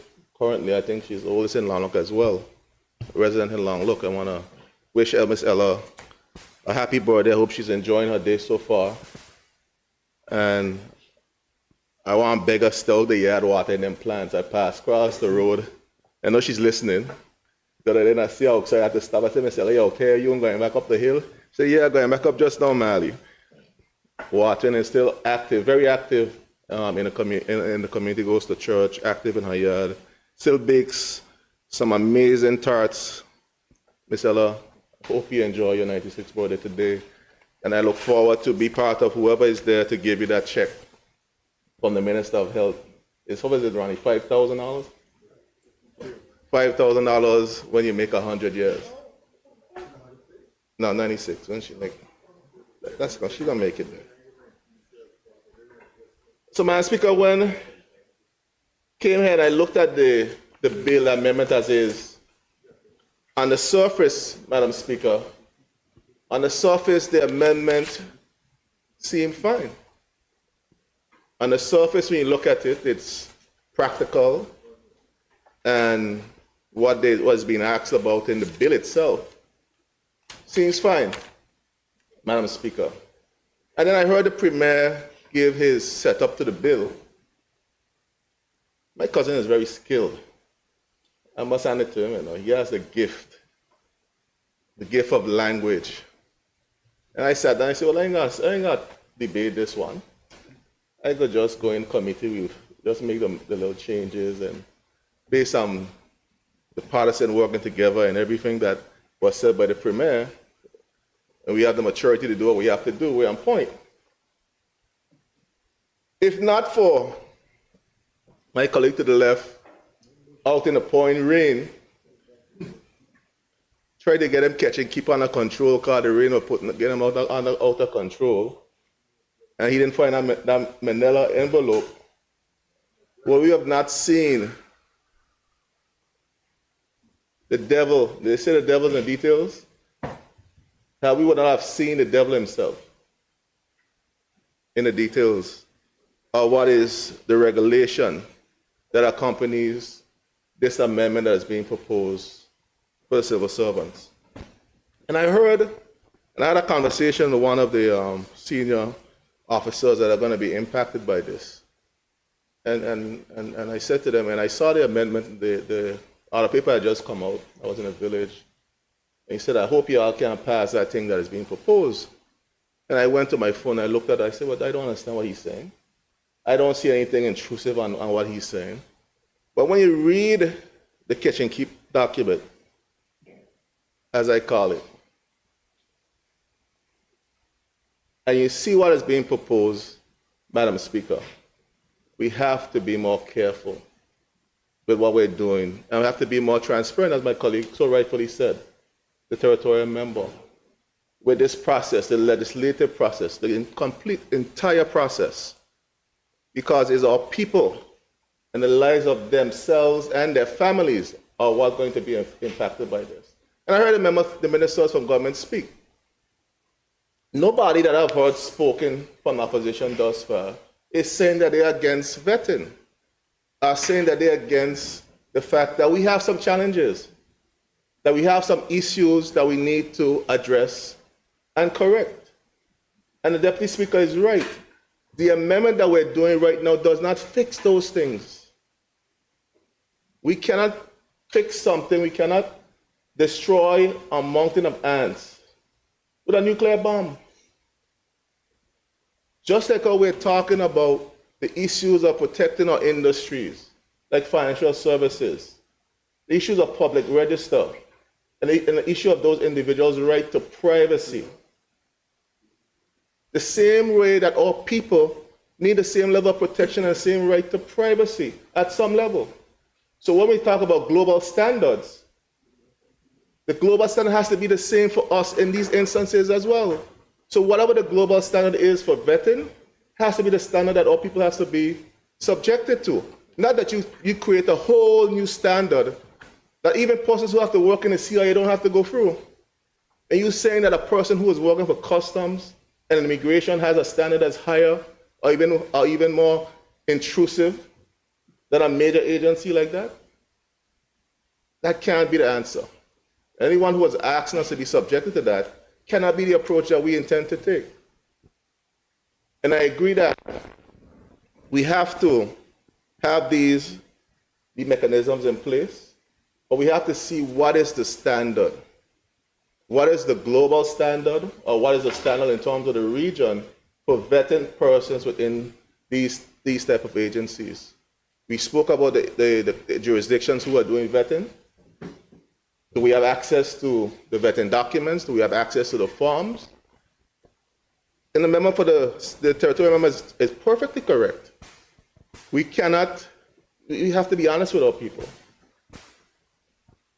We cannot fix those issues here today in committee. In fact, what we have here is perfectly fine. What we have here in the bill is perfectly fine. The problem isn't this bill or the amendment. The problem is the regulations. The problem is the schedule. The problem is who has the authority to modify, change, or develop those regulations and approve them. You cannot allow sit to this house. You have to come here, put the framework in place, but then just down the road, Cabinet alone makes a decision on the regulations, which is the crux of this whole matter, without any kind of oversight from the people, which is actually the House. The people has a say member. People have sent 13 of us in here. That is their say in the process. So when the regulations come to the House, as they should, and I recommend when we go through committee stage, we insist, like we've done with other bills, that the regulations come to the House and go through a process, just like how we've insisted in other instances where the schedules have to come back to the House if they're going to be changed or modified. I'm recommending that we do the same within this bill, so that those things, before they're approved, before they go out to the public space, they have to go through the first reading or whatever the process is for them, so people get a sense of what is being proposed in this instance. And we have an obligation as representatives of the people to ensure that we do something that is fair, that is balanced, but also protects the integrity of these institutions. We're not going to hide behind a rock and don't say that we have some issues. We have some issues, and there's some things that we need to do.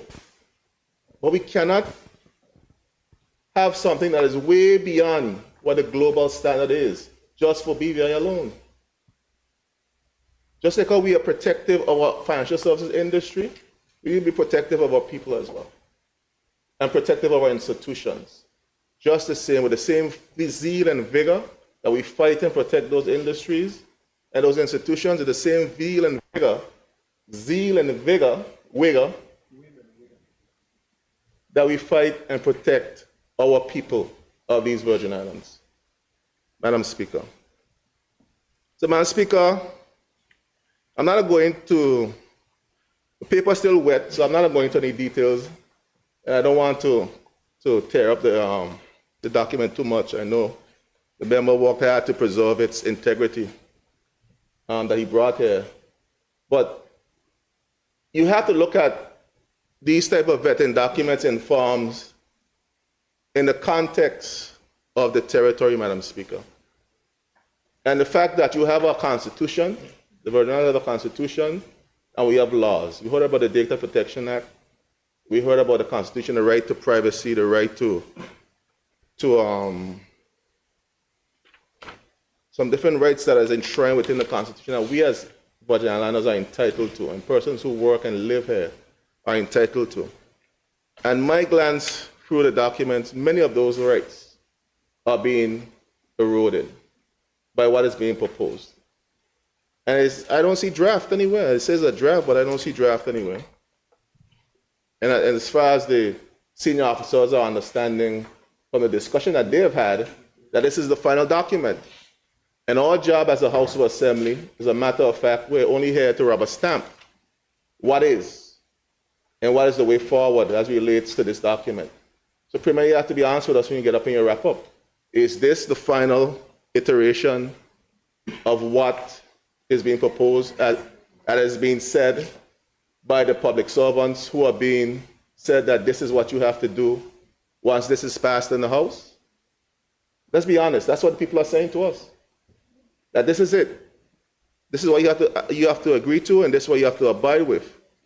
And who to say what is being proposed for those entities is the same that's being proposed for the police services. We haven't seen their regulations either. We haven't seen the forms that are going to guide what their vetting process will be. As far as I'm aware, that didn't come to this House. Leader of the opposition, did it come to this House? It came? The details came to this House? I don't. The amendment, not the regulations. The regulations have not come to this House.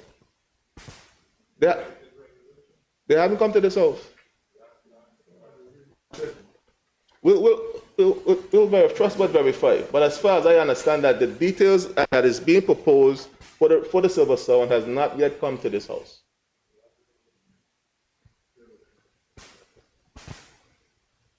Madam Speaker,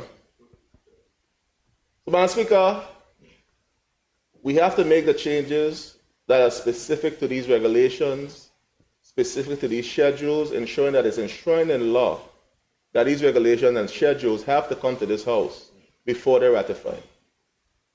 It cannot be left to the decision of the governor's group or the deputy governor's group and the cabinet to arbitrarily make decisions that will impact the lives of hundreds, if not thousands, of Virgin Islanders. Because if you're asking that based on the form that we're seeing here, that friends, associates, girlfriends, fiancés, significant others, children from the age of 10, all would have to be part of that vetting process. The net is extremely wide. So you're saying to someone who is a good law-abiding citizen, who has done all the right things, has gone to training, has done all the certifications that they need and require, an upstanding person, if they have a family member who was arrested for drugs, or a cousin that was arrested for drugs, or someone who they know that was arrested for drugs, they will be disqualified. Essentially, they could be disqualified based on this. They can be disqualified. It's up to the commission to determine their relationships. And if they deem that that's a risk for them, that means they're disqualified. So, Madam Speaker, we have to dig deeper in the details. And the members are saying, no, not this, but the document says something different. What is going to be the key? Not what you discuss, It's not going to be based on what you've discussed and should happen, It's going to be what is written. It's going to be based on what is in the document, once that document is passed through cabinet. Not what you intend to happen. Just like we pass laws here, we have one intention of what the law should do. And then how we had it applied in the courts is totally different than what our intention was. We have to be very clear in the law, very clear in the regulations, what we want to see happen. Madam Speaker, my position is very clear, that we need to ensure that what we're proposing is the global standard, at least the regional standard in terms of vetting, the vetting process. I am in support that the institutions that we're proposing should be vetted. It's the right and proper thing to do. That if you're going to go into certain positions, you have to be vetted. Just like with an FSC, if you're going to apply for a senior manager position, they go through a vetting process to see whether you're fit and proper to serve in those positions. If they feel that you're not fit and proper, you do not get those jobs. And that's just the reality of certain industry and certain fields of work. So nobody is saying that they don't support that process, but the process cannot be draconian. And in some cases, in some instances, what is being proposed is very draconian. And we have to ensure that we do not put something that is heavy-handed over the lives of our people and the citizens of this country, Madam Speaker. So, Madam Speaker, I support the process in principle with the caveats that I've mentioned, that we have to look at what is the global standard versus what is the regional standard in terms of vetting. You have to ensure that the regulations and the schedules are part of the law like we've done for the Register of Interest Act, where the schedules have to come back to the House if there's going to be any changes or amendment.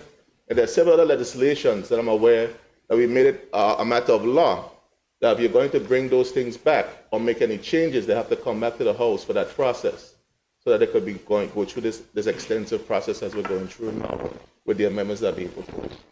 Madam Speaker, with that, those few words, I'll take my seat.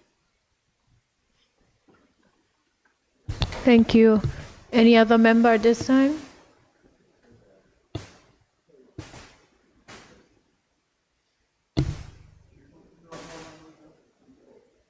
If not, I call on the leader of the opposition, Honorable Ronnie Skelton.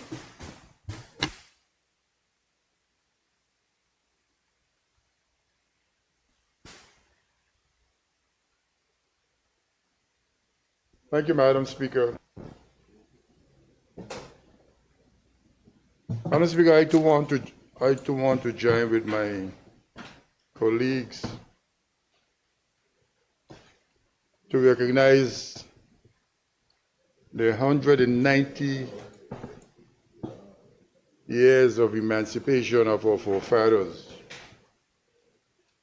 Madam Speaker,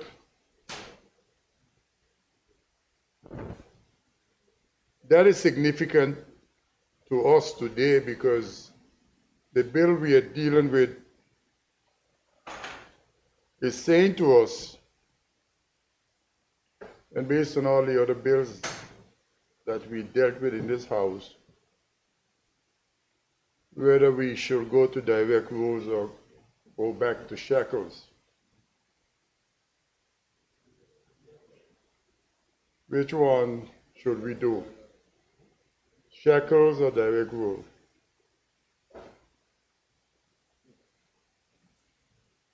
Madam Speaker, you know, even when the Lord came down to destroy Sodom and Gomorrah, it was Abraham. He asked, if you find 50, will you destroy it? And he ended up on 10. And the Lord said, I wouldn't destroy it if I find 10. So what I am seeing with all of these things that we're doing, we are willing to destroy us, the 10 bad people that you could find probably in every department in government or in the system, for destroy all of us for them. And vetting on the face of it, Madam Speaker, is like, it's just a word that you do an interview, you try to get people background, and you try to figure out what kind of person this person is.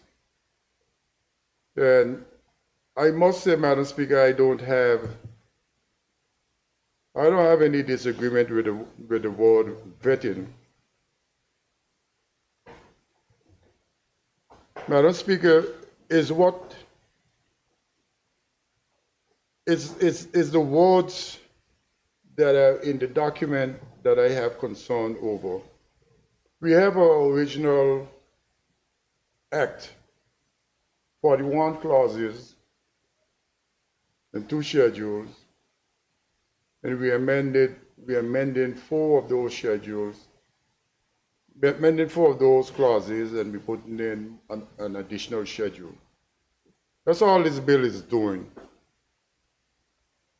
And the face of it, Madam Speaker, vetting employees, any place, in my mind, is a good thing.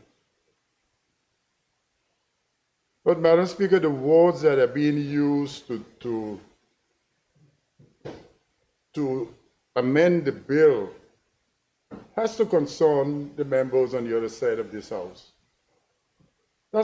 We are not concerned about the vetting wards. Madam Speaker, all the bills we have done here, it seems that there is a concerted effort, and the Deputy Premier brought it out in her speech, in her contribution. I don't know if you recognize it. They're basically trying to have the court system of these Virgin Islands have nothing to do with anything the government is doing except a private person and put them in court. There's no other room for it, because if you just read one of the clauses here, Madam Speaker, for emphasis, which is clause 2, that deals with the independent body. It says the independent body means an external entity contracted in accordance with section 16A3 to perform the vetting process. And then it says processing in relations to information has the same meaning given to it in section 2 of the Data Protection Act 2023. And then it says under section 3, Madam Speaker, section 3 of section, it says that if you don't get clearance from the vetting process, you can't be hired. That's what the words are saying. I am hearing from the other side, oh no, that's not how it's supposed to be. And it's true that we go into committee stage and we probably can we will make the corrections in committee stages. But this is what went out to the public. And the public has a right to be concerned of the wording in the document. But I am concerned that we have people where they're interdicted, so that's not enough anymore. And the member for the minister, if you interdict somebody, there's a process, you go through the process, they're guilty, you fire them, or so in the court system, they go to court to prove you wrong. What they're saying to us now, that's, we can't trust anybody, because as the Deputy Premier says, she had an article, and she failed to call the names. It was the Andrew Foy's case in the United States. And the article is saying he had to be tried in the United States because he couldn't be convicted in the courts in the Virgin Islands, because there's no jury would have found him guilty. That's what she's talking about. But, Madam Speaker, is that a reason to abandon the whole court, the common law UK court system, that the whole country is being the basis for the development of the whole country? That's what they're trying to do. Take all of that stuff and carry it someplace else. Madam Speaker, that's the thing that is troubling me. So whether I want to go direct rule or in shackles, I prefer to be dead. No, you guys laugh, and this is no joke. And then the Premier sends us the draft copy of the regulation that goes along with this. All we're doing is destroying people. And you heard me say it here the other day, last Thursday. Madam Speaker, we can't even get our people to cut bush. Nothing we can get our people to do anymore. To cut some bush, you got to go through a vetting process.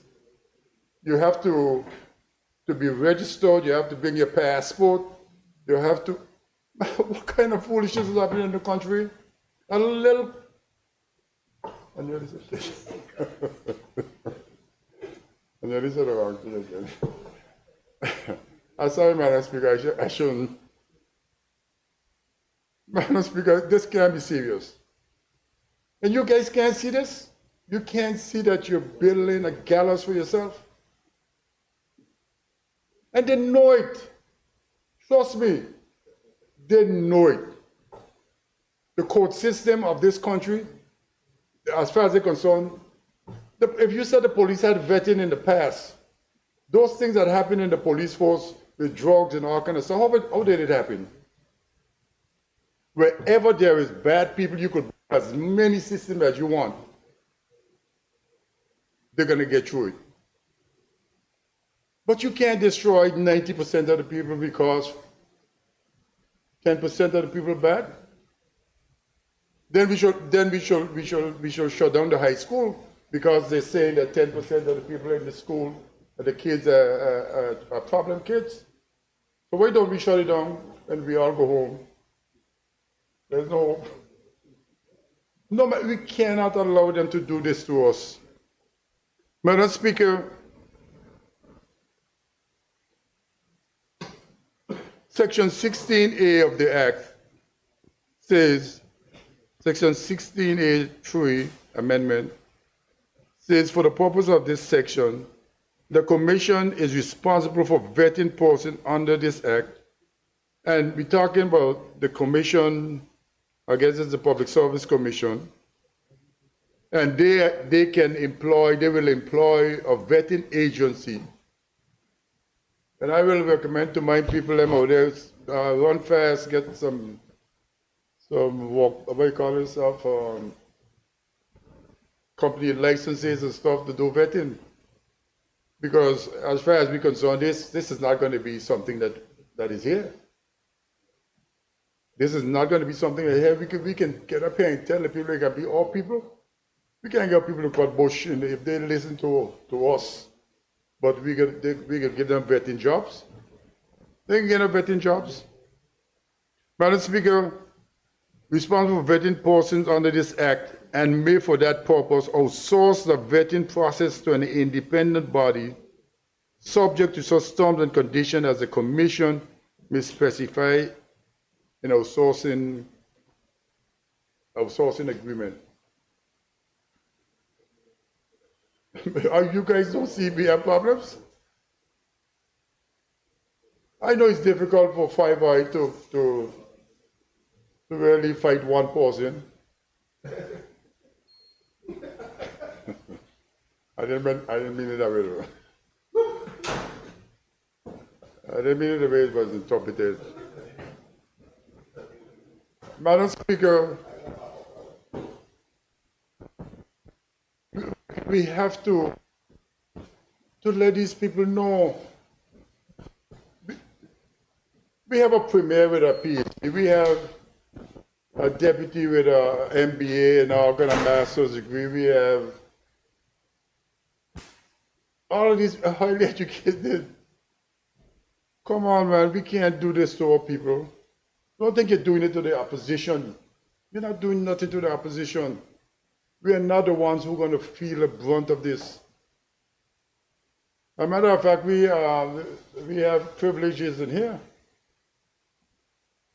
No, we cannot allow some of this stuff to happen. And they say the vetting process takes about 8, not in this document, based on the UK rules, 8 to 12 weeks. When will our people get a job?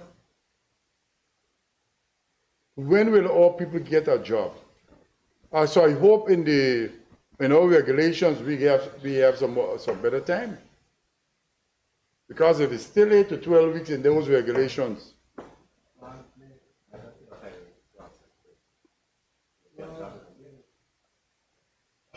and then, Madam Speaker, we're talking about, I see this as a power grab, something, immigration, customs, prison. The law enforcement, so they should belong to the governor that is responsible for internal security. Power grab and immigration, labor. I don't know why labor is not here. Because you're here, if you're talking about sad things happening You heard past ministers and present ministers talk about some of the things that are happening inside of labor. How come it's not here? Why is labor not here, Madam Speaker? And in the schedule, they're not law enforcement. Labor. But it's about corruption. This thing is not about law enforcement. Isn't this about corruption? Eradicating corruption? That's what it's about. Madam Speaker, and the document goes so far as say, okay, if you don't supply your documents during the vetting process that they ask you for, which is all of those things that the member for the sixth found in his garden on a wet day, some dry documents, you know. If those things what he listed there is what is in the regulations, these people won't be able to supply them. And Madam Speaker, what is now section 4(5), an applicant who refuses to submit to the vetting or B fails to submit the prescribed forms within the prescribed period, or C is not granted vetting clearance. I don't know what that means in this section, because when we come to committee stage, an applicant who is not granted vetting clearance. I don't understand what it means in this section. So because I am applying to be vetted, and you said before I give you anything, I don't have vetting clearance. So you're going to have to help me out there. And under 6, sub 6, Madam Speaker, an officer who refuses to submit to vetting or fails to submit, the same thing is here in section 5 and 6. Again, I need some assistance. And it says, shall be deemed to have failed the vetting process and shall not continue to serve in active duty until a determination is made by the relevant commission. So you have a process when you apply for a job, and you have a process after you have the job. So it's constant vetting, a constant vetting process that you go through if you're in these 3 departments, right? Immigration, customs, and labor, and prison. So you'll be constantly, evaluated for your performance before and after. Madam Speaker, 16B 2 says, notwithstanding subsection 1, which says every officer required to be vetted pursuant to section 16A shall be vetted once every 5 years, except for senior officers who shall be vetted every 3 years.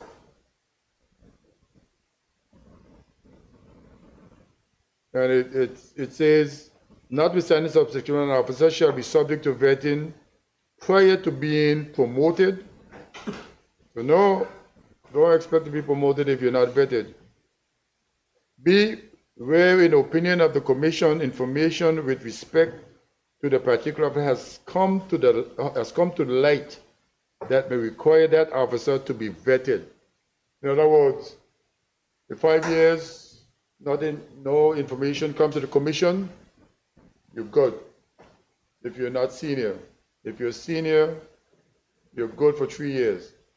But if they get information, be vetted immediately. That's what it's saying. That's what I understand it to say.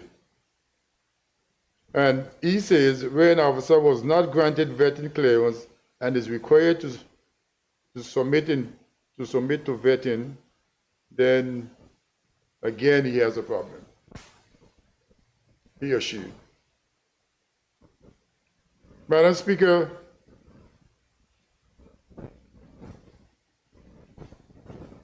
four clause, and I saw the regulation for these four clauses.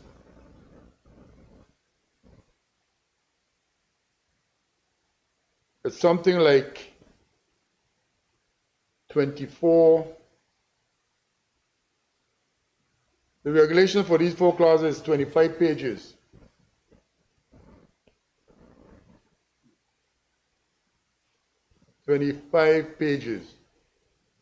That says, Madam Speaker, to me, all people are in trouble. All people are in trouble, Madam Speaker. And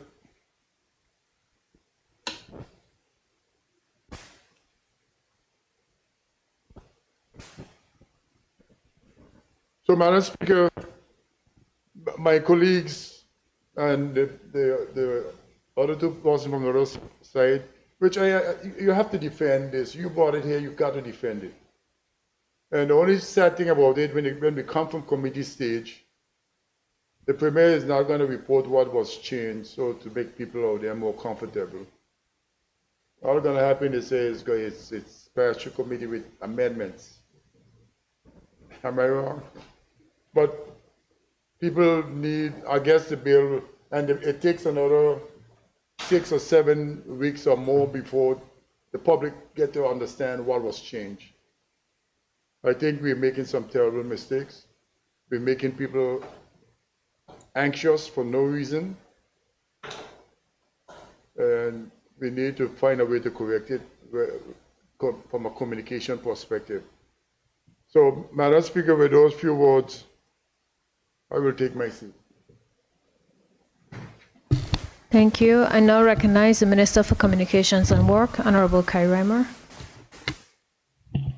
Thank you. Thank you, Madam Speaker. Madam Speaker, I too would like to lend my voice to this amendment today and also acknowledge our emancipation of 190 years ago. We've come a long way, but we still have a long way to go. Madam Speaker, the bill in front of us is a Service Commission Act. I want to rise in support of this amendment.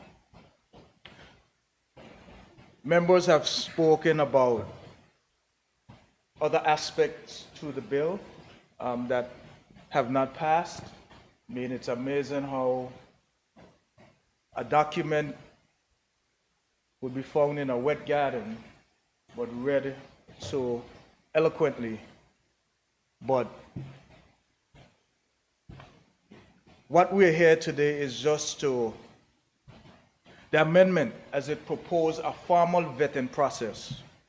And Madam Speaker, the aim of this is to enhance public trust and community safety.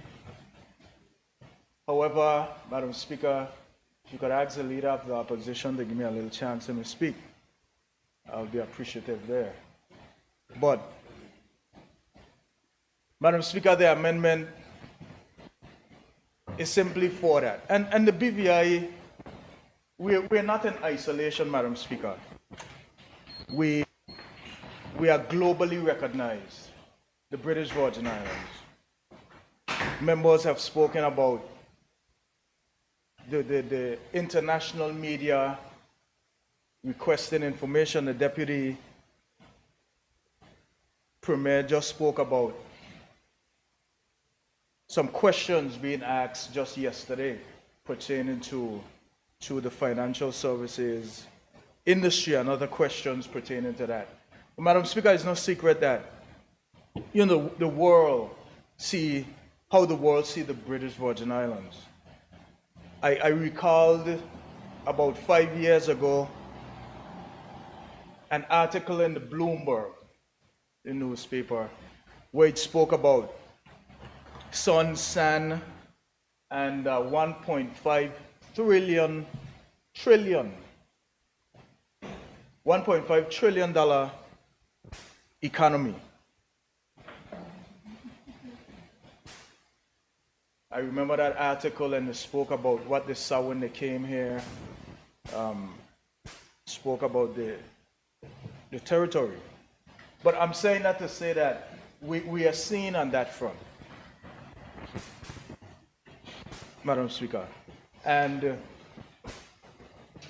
what we should present to people is that we are doing the right things. Madam Speaker, we speak about tourism as being one of our economic pillars. And this bill, the vetting process for this, customs, immigration, and the prison. Madam Speaker, I'll be quite brief today because, I just want to speak on the importance of vetting in this space of tourism. We have customs and immigration, Madam Speaker, and ultimately our goal, as we are working to expand our airports, we're speaking about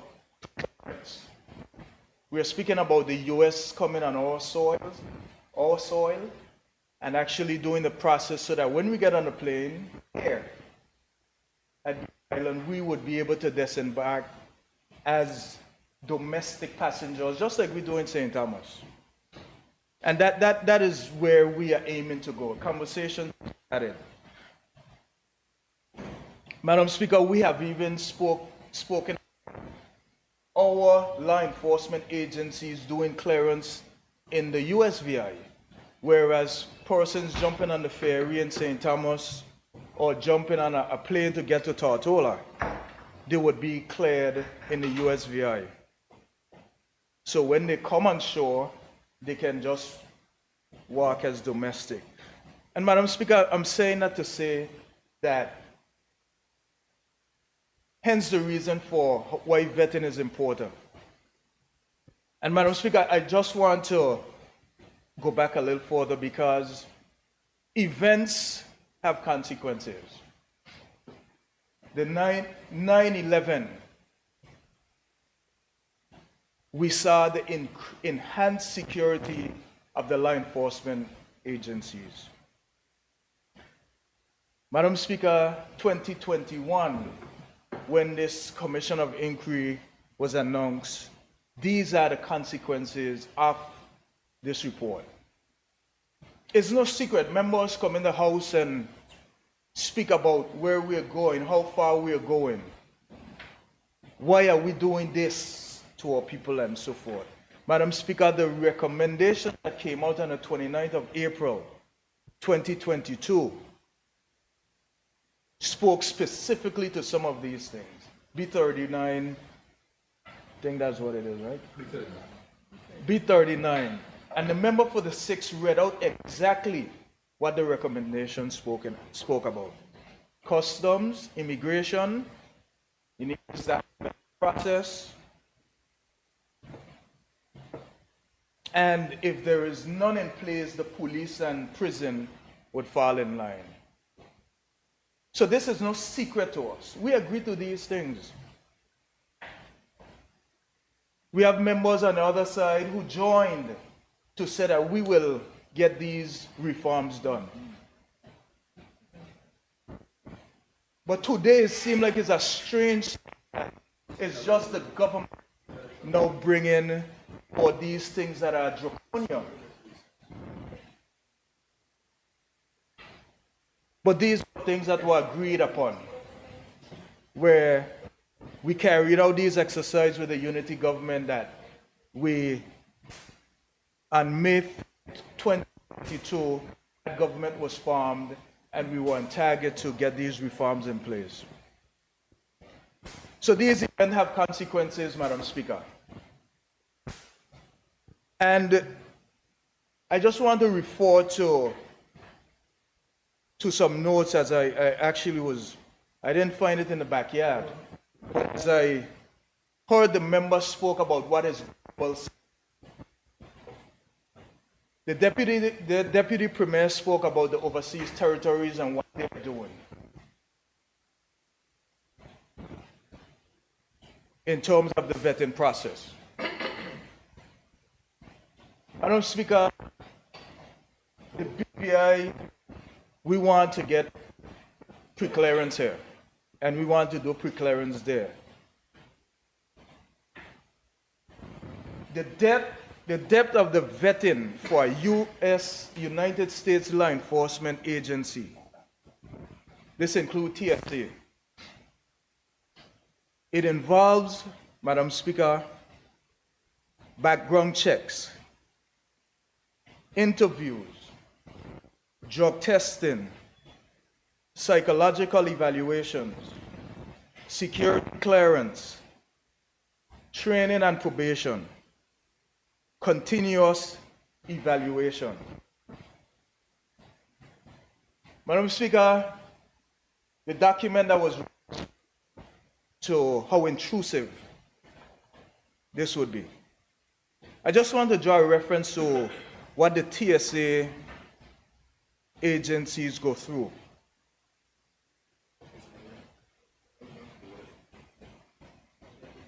They go through detailed checks. They look at entire history, including the family background, their relationship, personal history.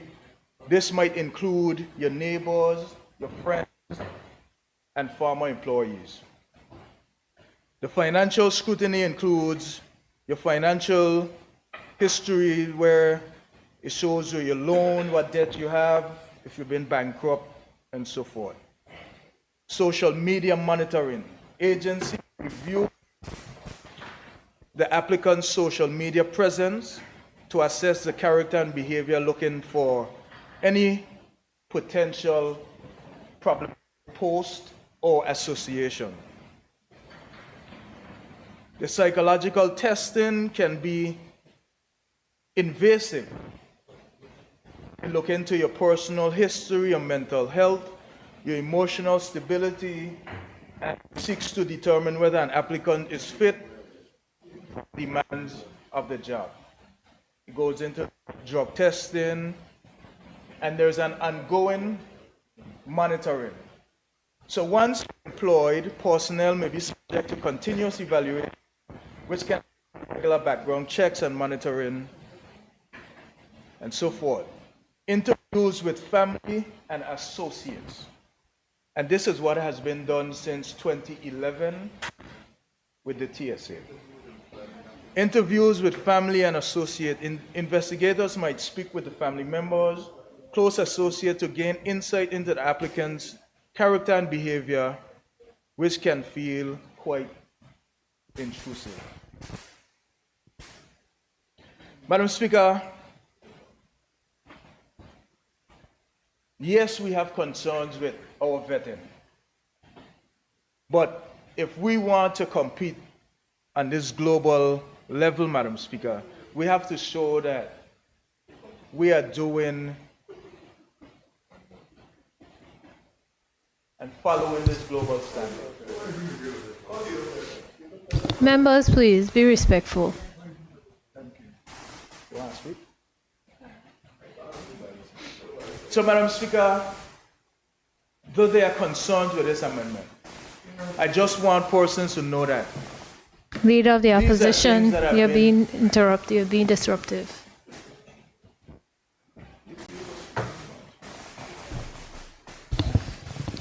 Please proceed. Thank you, Madam Speaker. Madam Speaker,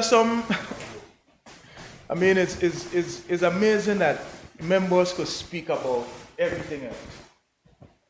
But when you get up to speak, they want to be over there grumbling and debate while sitting down.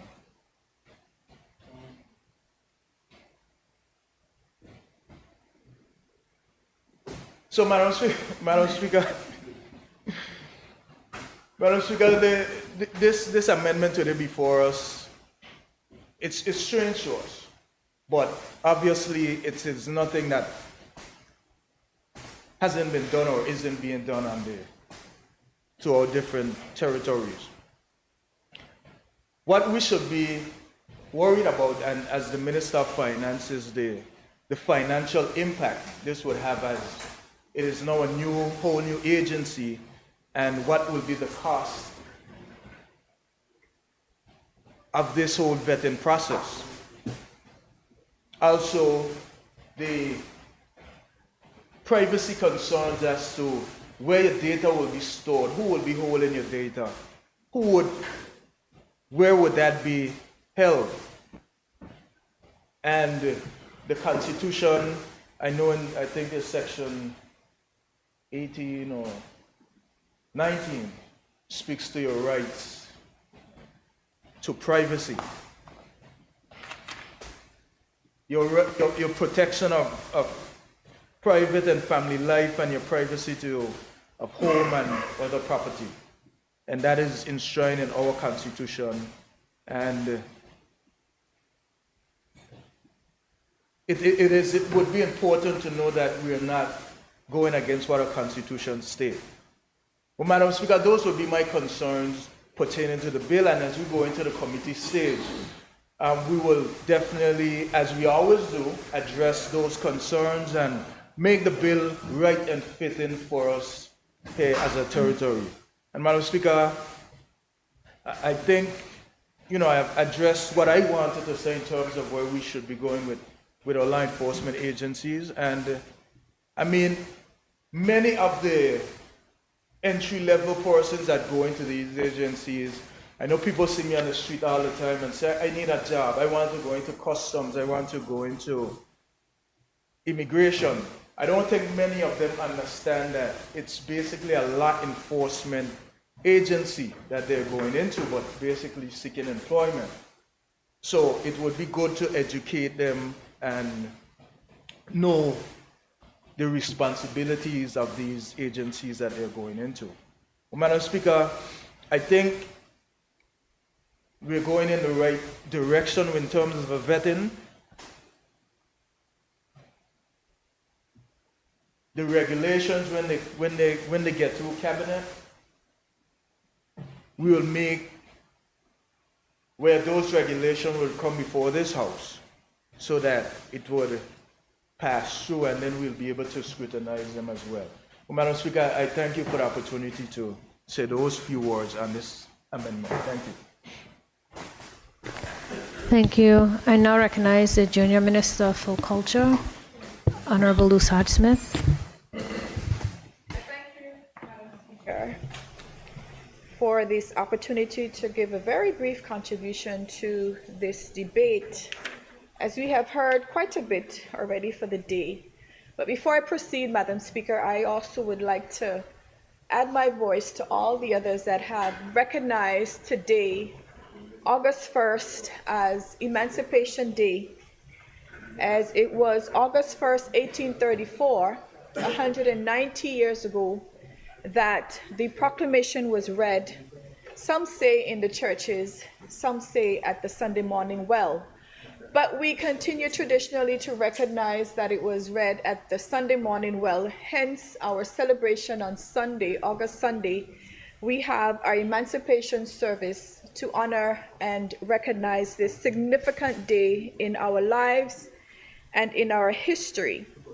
Emancipation Day is not just observed here in the Virgin Islands. Madam Speaker, may I have some I'm sorry, Honorable Member for the 8th. Please, you guys are being disrupted. I sit here from time and time, sit very quiet, listen to all the debate, and I ask kindly that I be respected with the silence as well that I give to other members when they are speaking.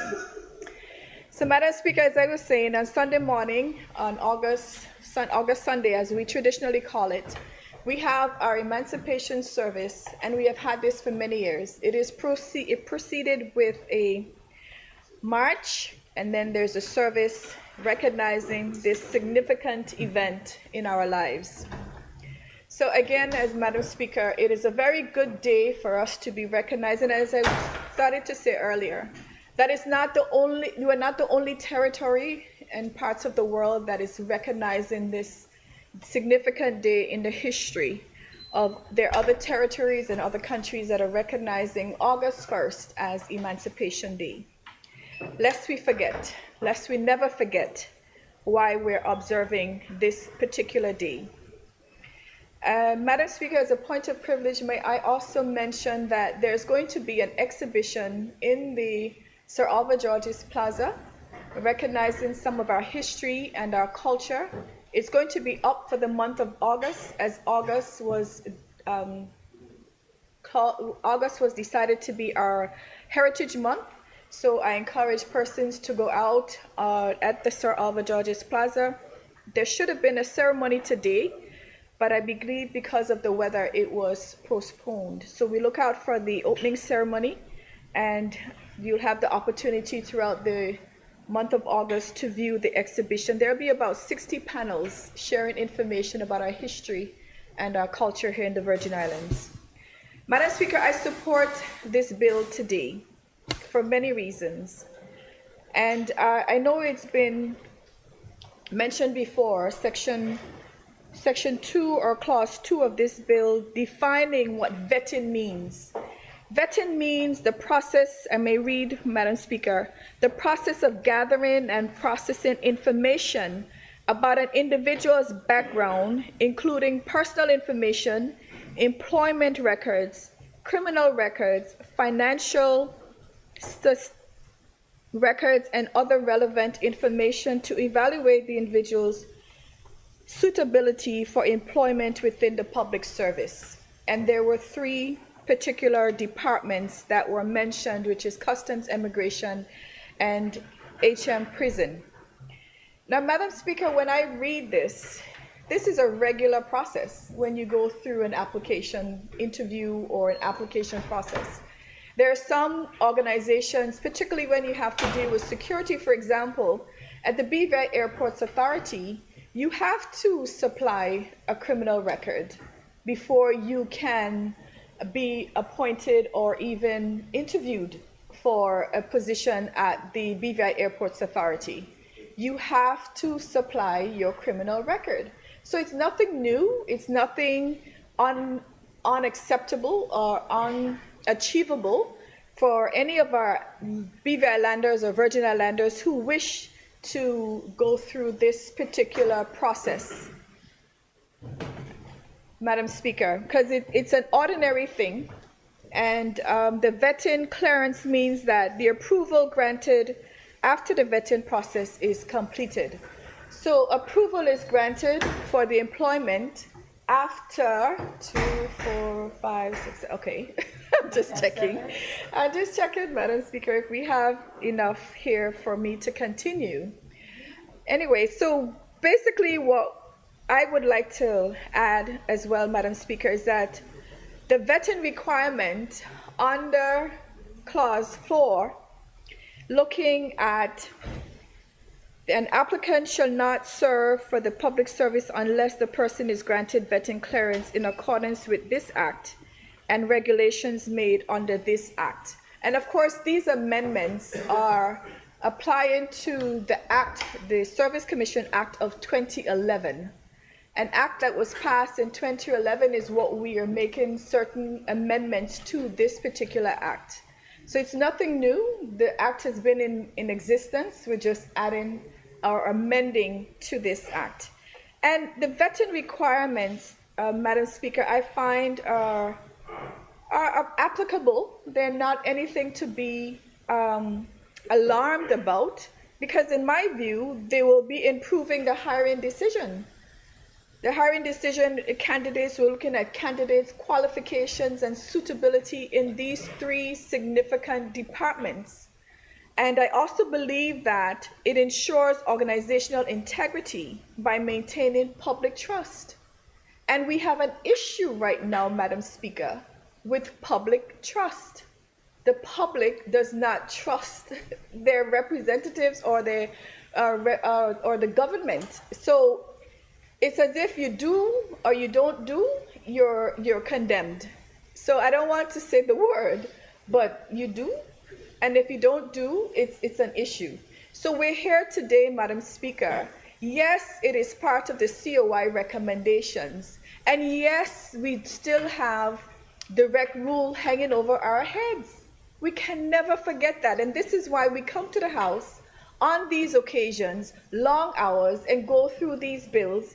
We have the debates. It's a process. We have the debates, and then we go into committee stage and make the necessary changes as we see fit. So it's not an unordinary or inordinary or whatever the word is situation that we're going through right now. But I believe that the vetting process allows for ethical practices and accountability. Accountability is also another word that we are often hearing within our communities and our districts, and our constituents are talking about accountability. There's a black shadow over our heads here in the Virgin Islands, and it is hanging over our heads globally, because every moment if there's some article about us naming us as a corrupt country. We're not the only corrupt country in the world, but for some reason we seem to be we're not corrupt. And with point of honor, yes, I'm sorry, I said it incorrectly. We're not a corrupt country. But if we're saying that there's corruption in the world, there is corruption in the world. But at least, I know, I apologize, members, and I apologize to our community. They want to label us as corrupt. And the only way that they can, whoever is behind what they're behind, is to get us to do the things that they want us to do, is continuously label us as corrupt.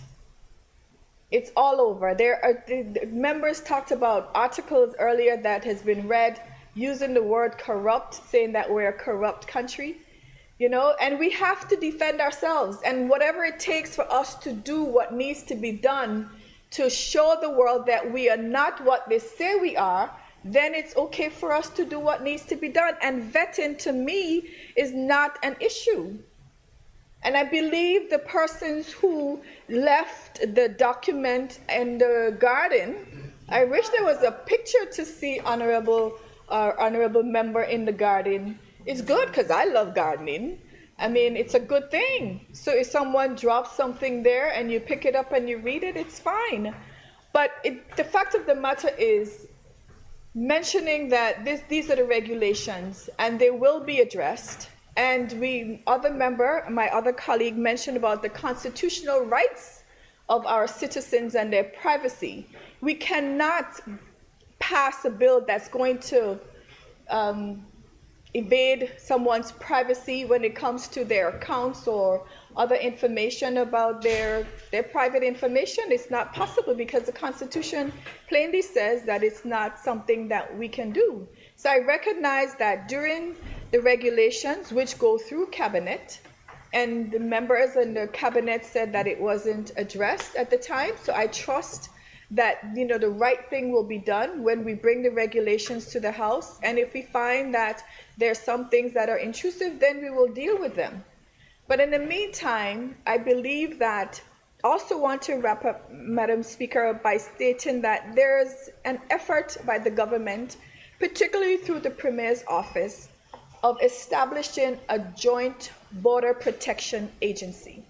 Now, this agency planned will include the same departments that are labeled here in this bill under the schedule: Customs and Immigration. So we're actually bringing these agencies together. And it is going to be very important that when we bring these agencies together, there is the vetting process to ensure that we are bringing the right and suitable qualified individuals who are thoroughly checked with their background to ensure that they are capable, qualified, suitable to carry on the security of our territory. Madam Speaker, with those words said, I thank you again. I take my seat. Thank you. I now recognize the Junior Minister for Agriculture and Fisheries, Honorable Carl Dawson. Thank you very much, Madam Speaker. And like the others across the House today and across the region, we celebrate our Emancipation Day. And it is in some ways appropriate that we stand in the House in session today, because it shows from whence we came, where there were periods when persons like us were not considered even a full human being. There were periods like us when persons like us would have had no opportunity to own property, and certainly not have the opportunity to vote or sit in offices such as these. So we have come a long way, and I greet the territory and encourage us not to forget where we've come from, even as we celebrate it with revelry, and more importantly, that those who have brought us thus far are dependent on us to carry us further. I'm happy, Madam Speaker, to hear the opposition members and all the others say that there's no opposition to vetting. I'm pleased to hear that, because I think it's an important step in the process for selection of persons to offices such as what we speak about. And of course, with vetting, it always goes with every job, as my colleague just said, has some degree of vetting. You know, if you're going to, Honorable Deputy Speaker, if he's going to hire a teacher or a counselor over at YEP, he's going to do some level of vetting. But it's proportionate. Even when we go home tonight, before we go to the field, we'll probably watch a little TV and we'll hear about vetting.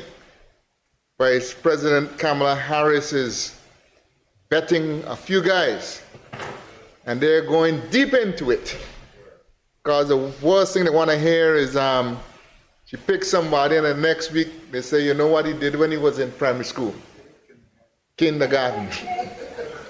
So that is the serious vetting that they will do. And this here, as I said, it's proportionate, but vetting is also required in the areas for which we are speaking today.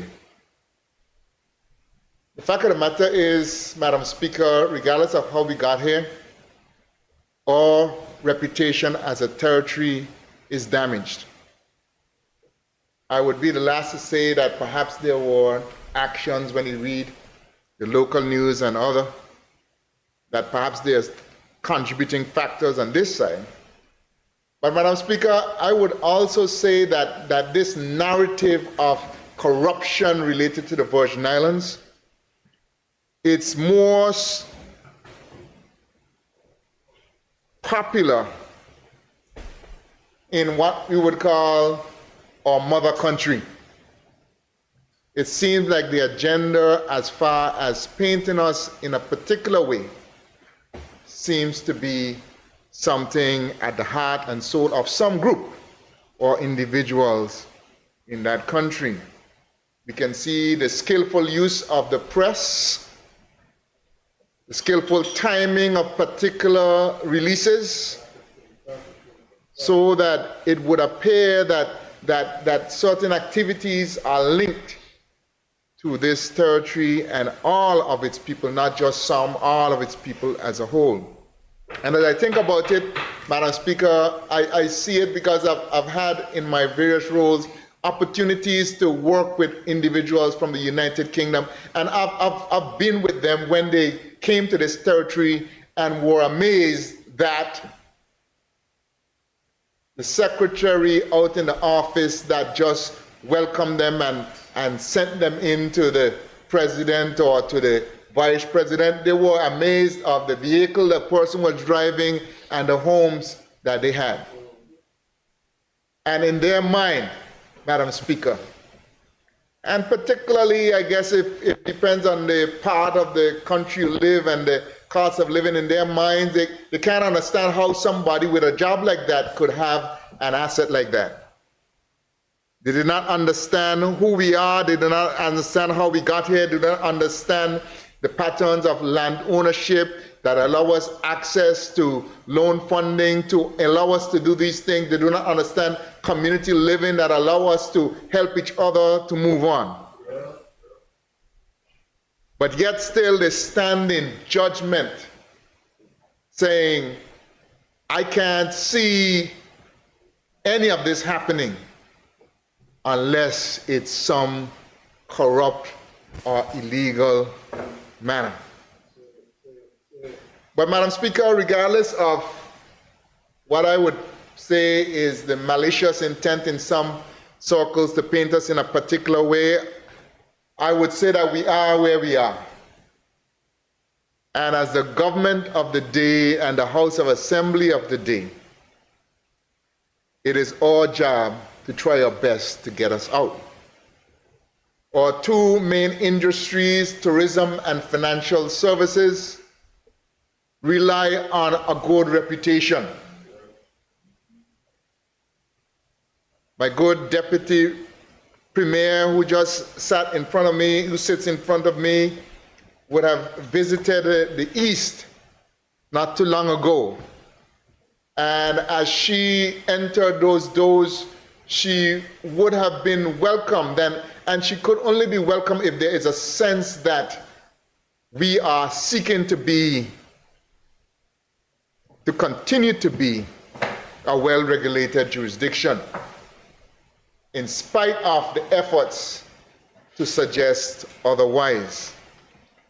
So because that is what we do, tourism is what we do, financial services is what we do, then we may actually have to go the extra mile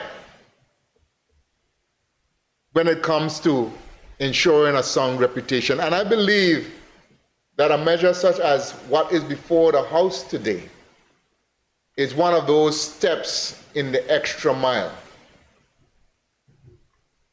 One might argue that in normal times we could be a little bit less stringent, and as we say, get away with it.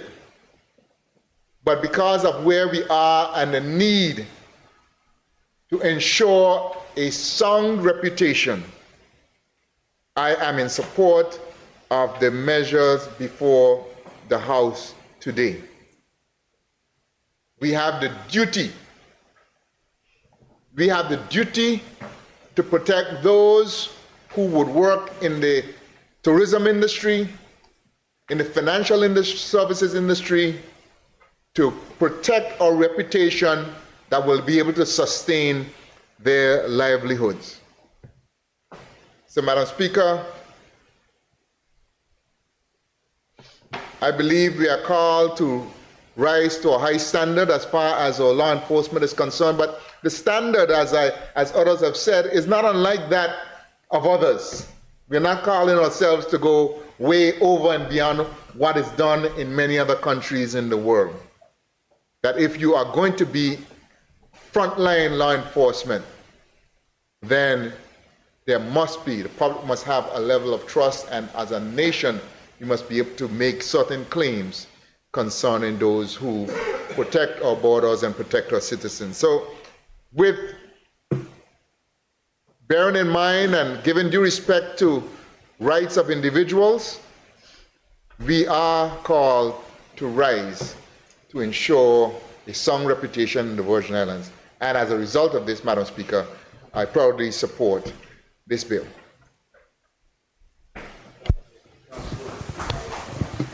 Thank you, Honorable. I now call on the Premier to wrap up.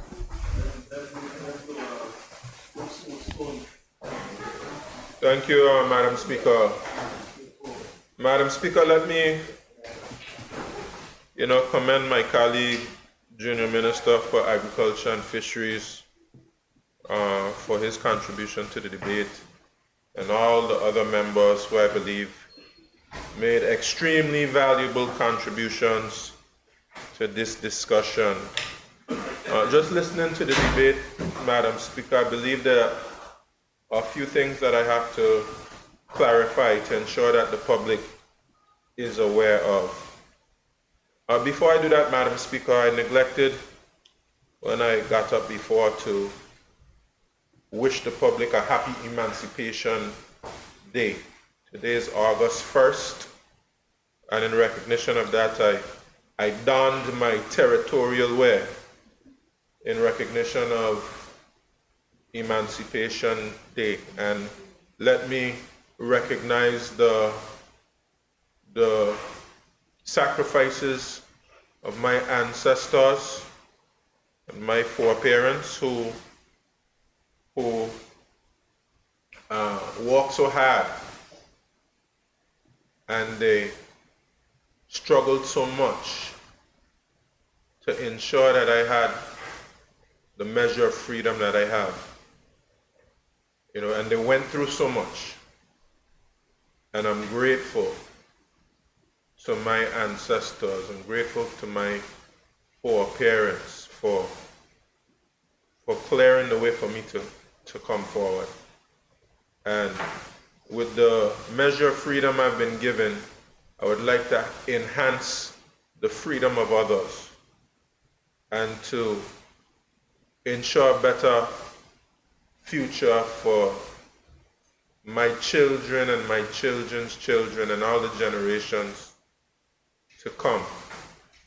And I take that responsibility very seriously, Madam Speaker, and I'm grateful for the contribution of the Deputy Premier who really put the thing in context, because we do have to recognize that, you know, our freedoms can be taken away from us if we're not careful. We cannot take our freedoms for granted, Madam Speaker. We sit here today on Emancipation Day with order in council hanging over our heads. And this whole democratic assembly can be abolished with the stroke of a pen. And we do have the responsibility of affirming our right to have our democratic assembly, our right to be able to govern ourselves. But at the same time as well, we also have a right and we also have a responsibility to show our people and to show all of the people outside of the territory in the world that we are responsible individuals.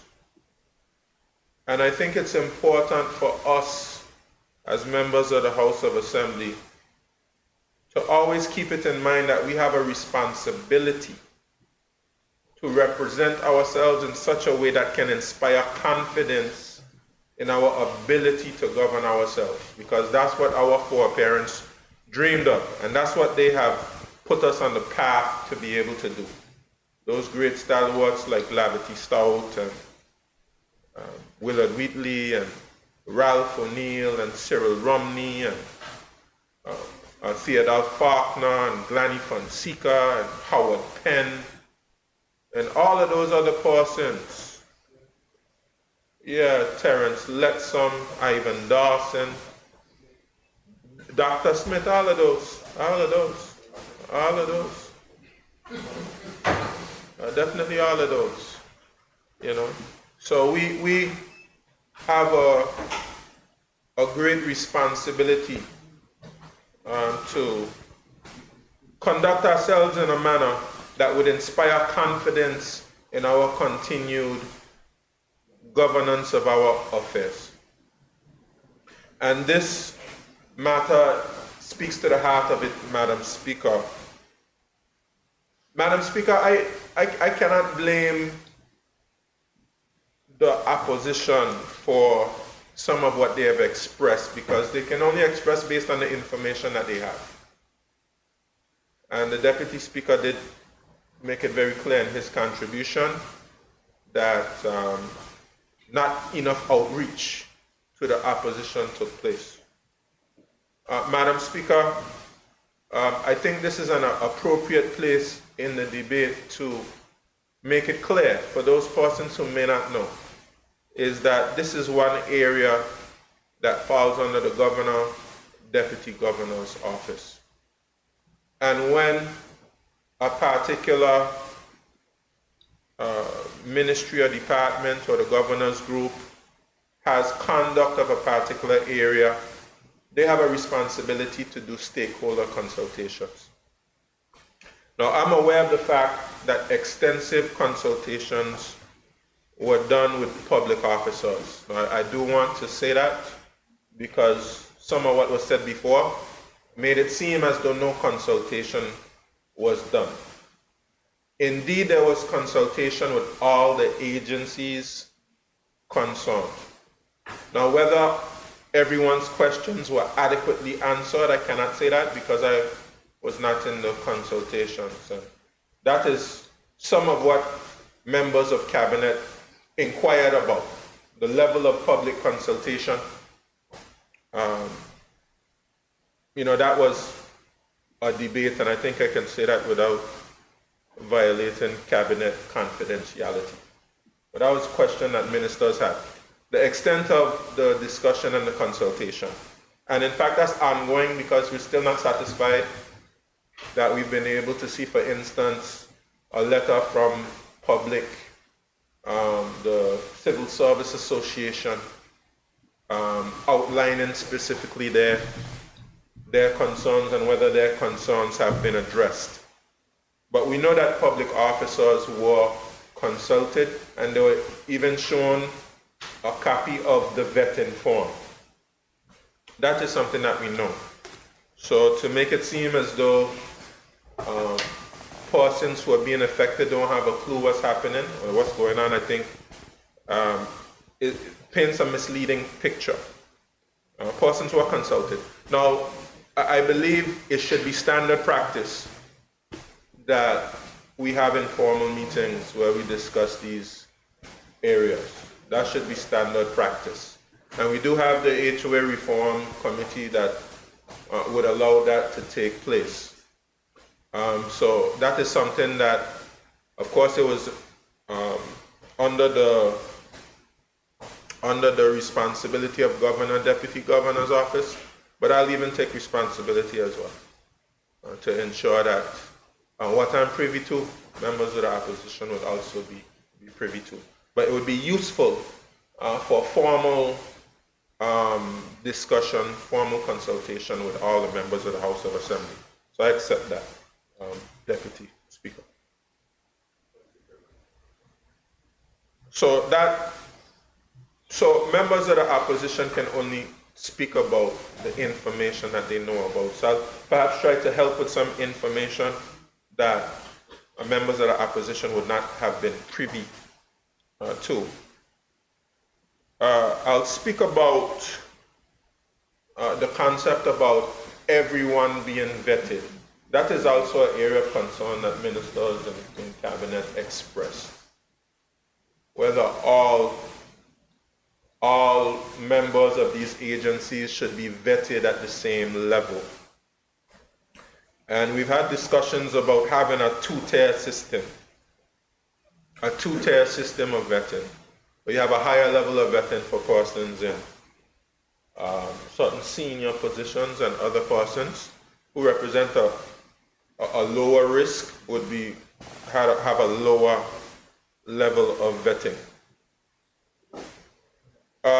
It was also brought up about the police. Let me clarify about the police. The police did not require any amendments to any legislation for vetting.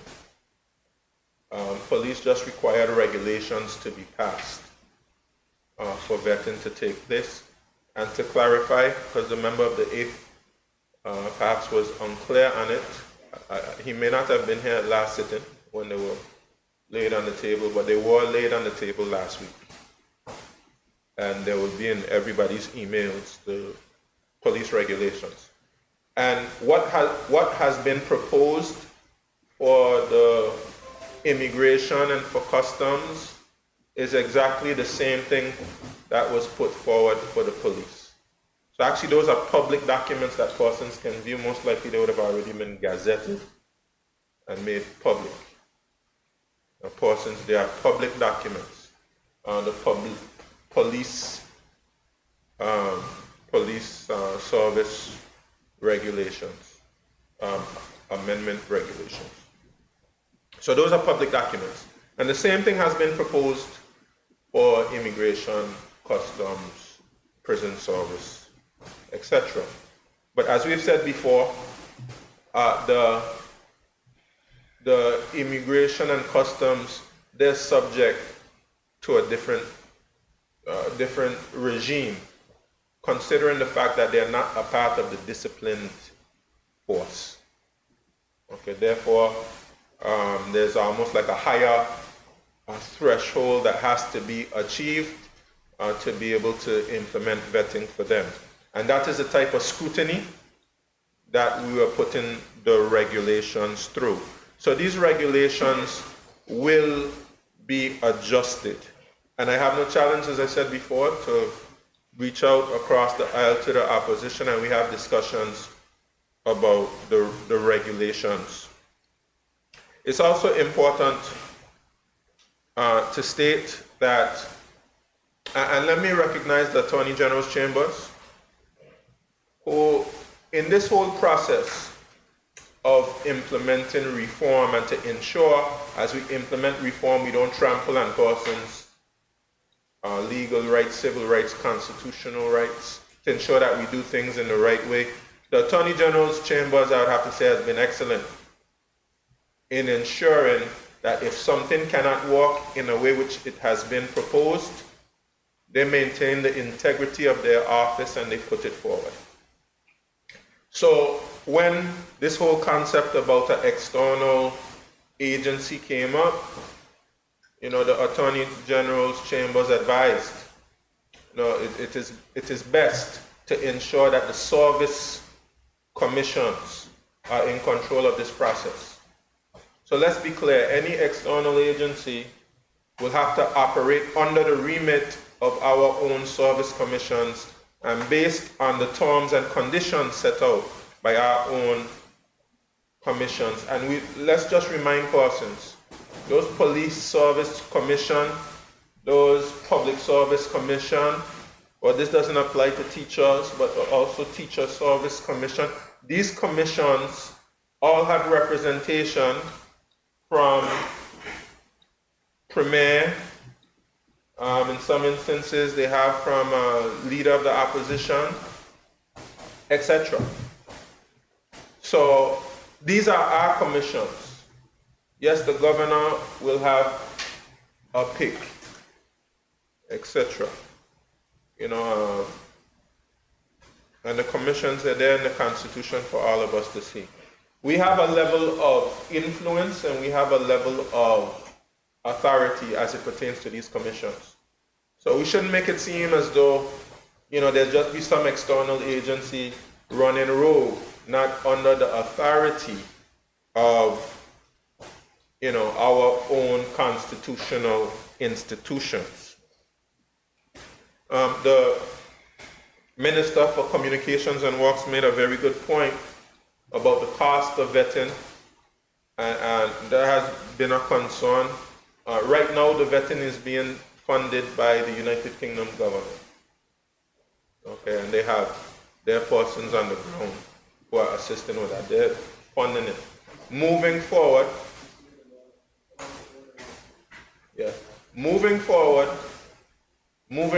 of course, so everyone would have been vetted already, but moving forward, that has to become institutionalized. It has to become institutionalized that we vet moving forward. Madam Speaker, I don't want us to give the impression,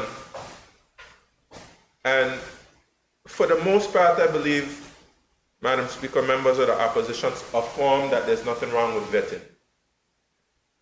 Some instances I felt I heard some mixed signals about vetting because, Madam Speaker, we can't make it seem like what is being required for in vetting is anything strange. It is something that happens across the world.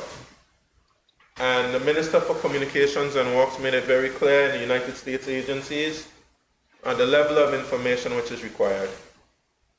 Madam Speaker, we shouldn't make it seem as though, persons are asking to go through persons' Facebook accounts or something like that.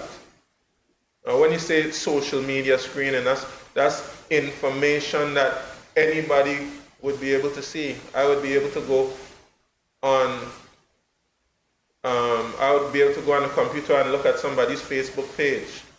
This is information that we make public to the world. So make it seem that somebody is going to be going through your Snapchat, private messages or something like that. That is not what is being suggested, Madam Speaker. So I don't want us to give persons that impression.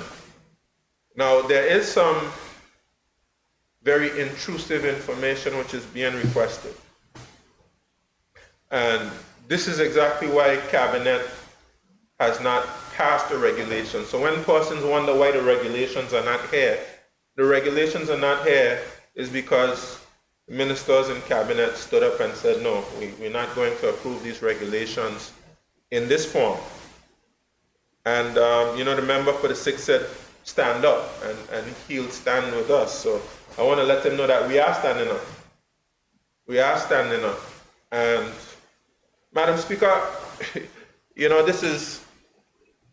this is the balance that we have to strike, Madam Speaker. And this is why this reform process is so important for us to do it in a democratic way, to make sure that we are doing the process. Because when we are doing the process, we are able to strike the balance. If somebody else was doing the process, I guarantee it would be done in a lot different way.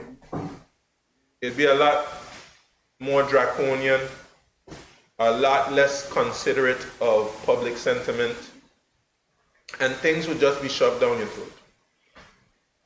But when we're in control of the process, we will be able to look at what is reasonable and implement what is reasonable in consultation with our people. But it doesn't look good, Madam Speaker. I just have to say to you, because the cloud that the Minister for Health spoke about, and the Deputy Premier spoke about, and the Junior Minister for Agriculture and Fisheries spoke about, this cloud that's hanging over us is a real cloud. Let me say to you, it is a real cloud. There is a real perception of the BVI. Some of it justified, some of it unjustified. Okay? But the perception is there. And it doesn't look good for us to fight against a process that is supposed to be there that's supposed to aid in anti-corrupt practices and procedures. Let's not be seen to be fighting against that. Because we might say we want to mash up everything to catch a few persons. The reality is, Madam Speaker, you have to put processes in place to catch, even if it's 2 or 3 people. If the processes are not there, that means those 2 or 3 persons can be in there doing what is not correct. And the question will be, did you put a process in place in there to make sure, even if it's 1 person, that you can stop that 1 person from doing what they're doing? Or are you going to say, well, it's just a few of our people doing it, so we'll just leave it alone? No, that's not the standard that we want for our growing, burgeoning nation.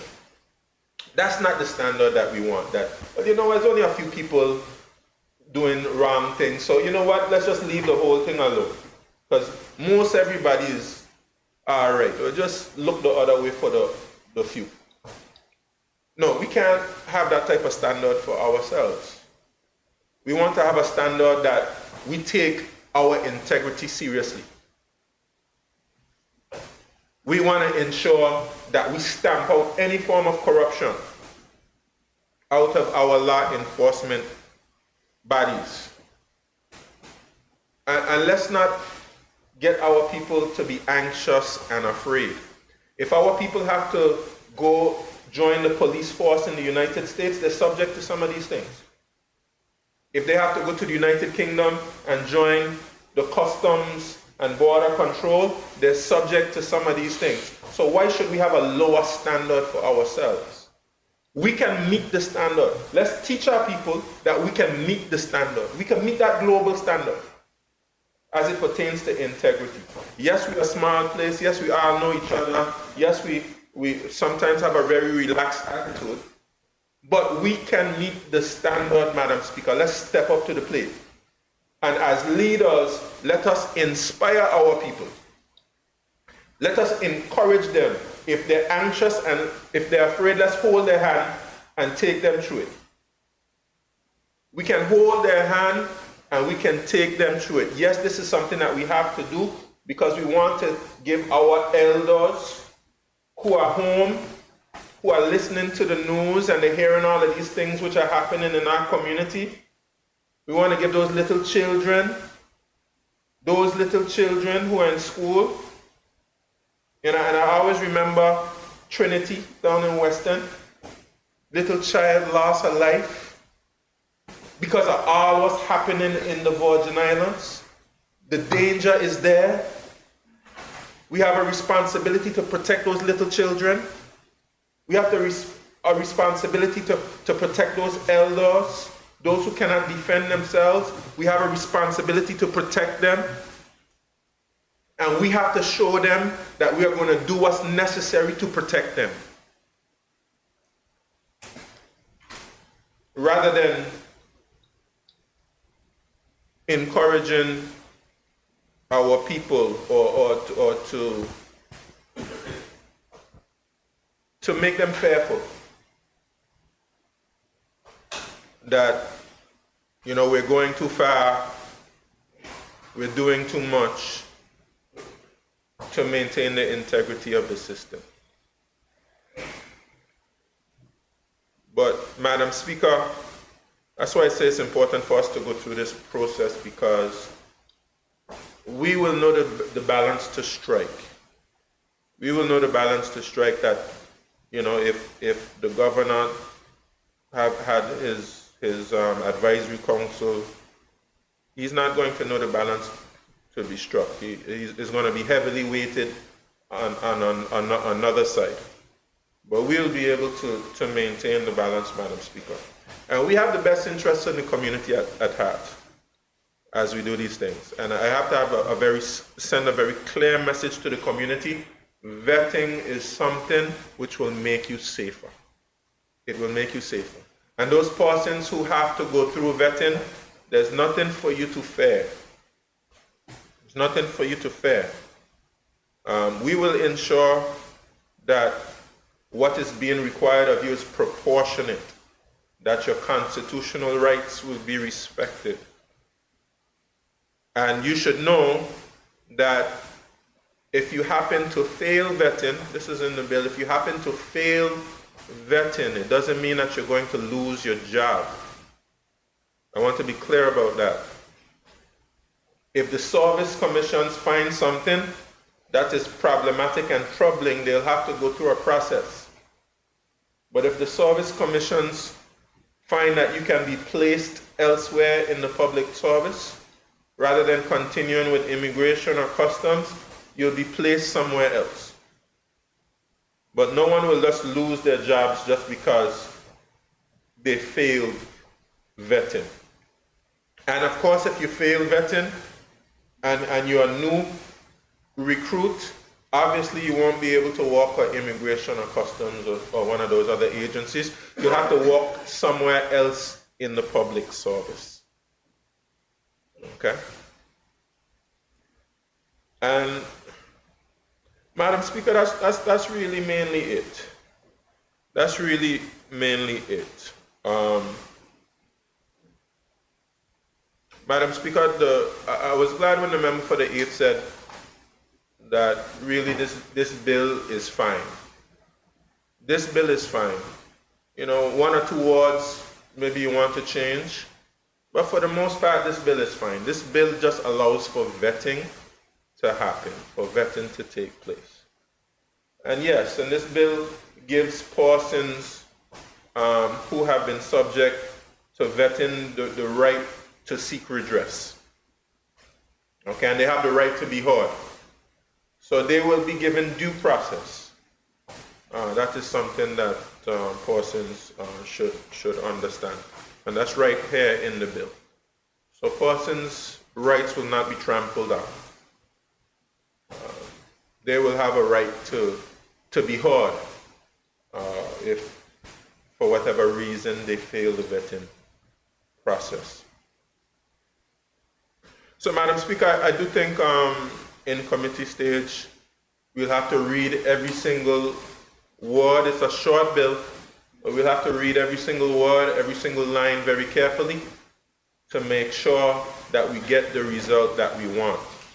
But where we're going to have to spend most of our time is with the regulations, and those regulations have to be passed by cabinet. And as I said before, I will encourage the Deputy Governor's office, and I myself will have the outreach to the members of the opposition and the members on the backbench that even though they're not in cabinet, they should be a part of the process to ensure that the regulations are fit for purpose. So, Madam Speaker, having said that, I think it was a good debate and a good discussion. I'm grateful for all the contributions that were made, and I'm looking forward to us dealing with the bill in committee. Thank you, Madam Speaker. Thank you, Premier. Honorable members, it has been moved and seconded that the bill shortly entitled Service Commissions Amendment Bill 2024 be now read a second time. Those in favor? Aye. Those against? The ayes have it. I call upon the clerk to read the bill a second time. This bill may be cited as the Service Commissions Amendment Bill 2024. Thank you. Pursuant to Standing Order 55-1 of the House of Assembly of the Virgin Islands, the bill now stands committed to a committee of the whole House to consider it clause by clause. House is now in committee.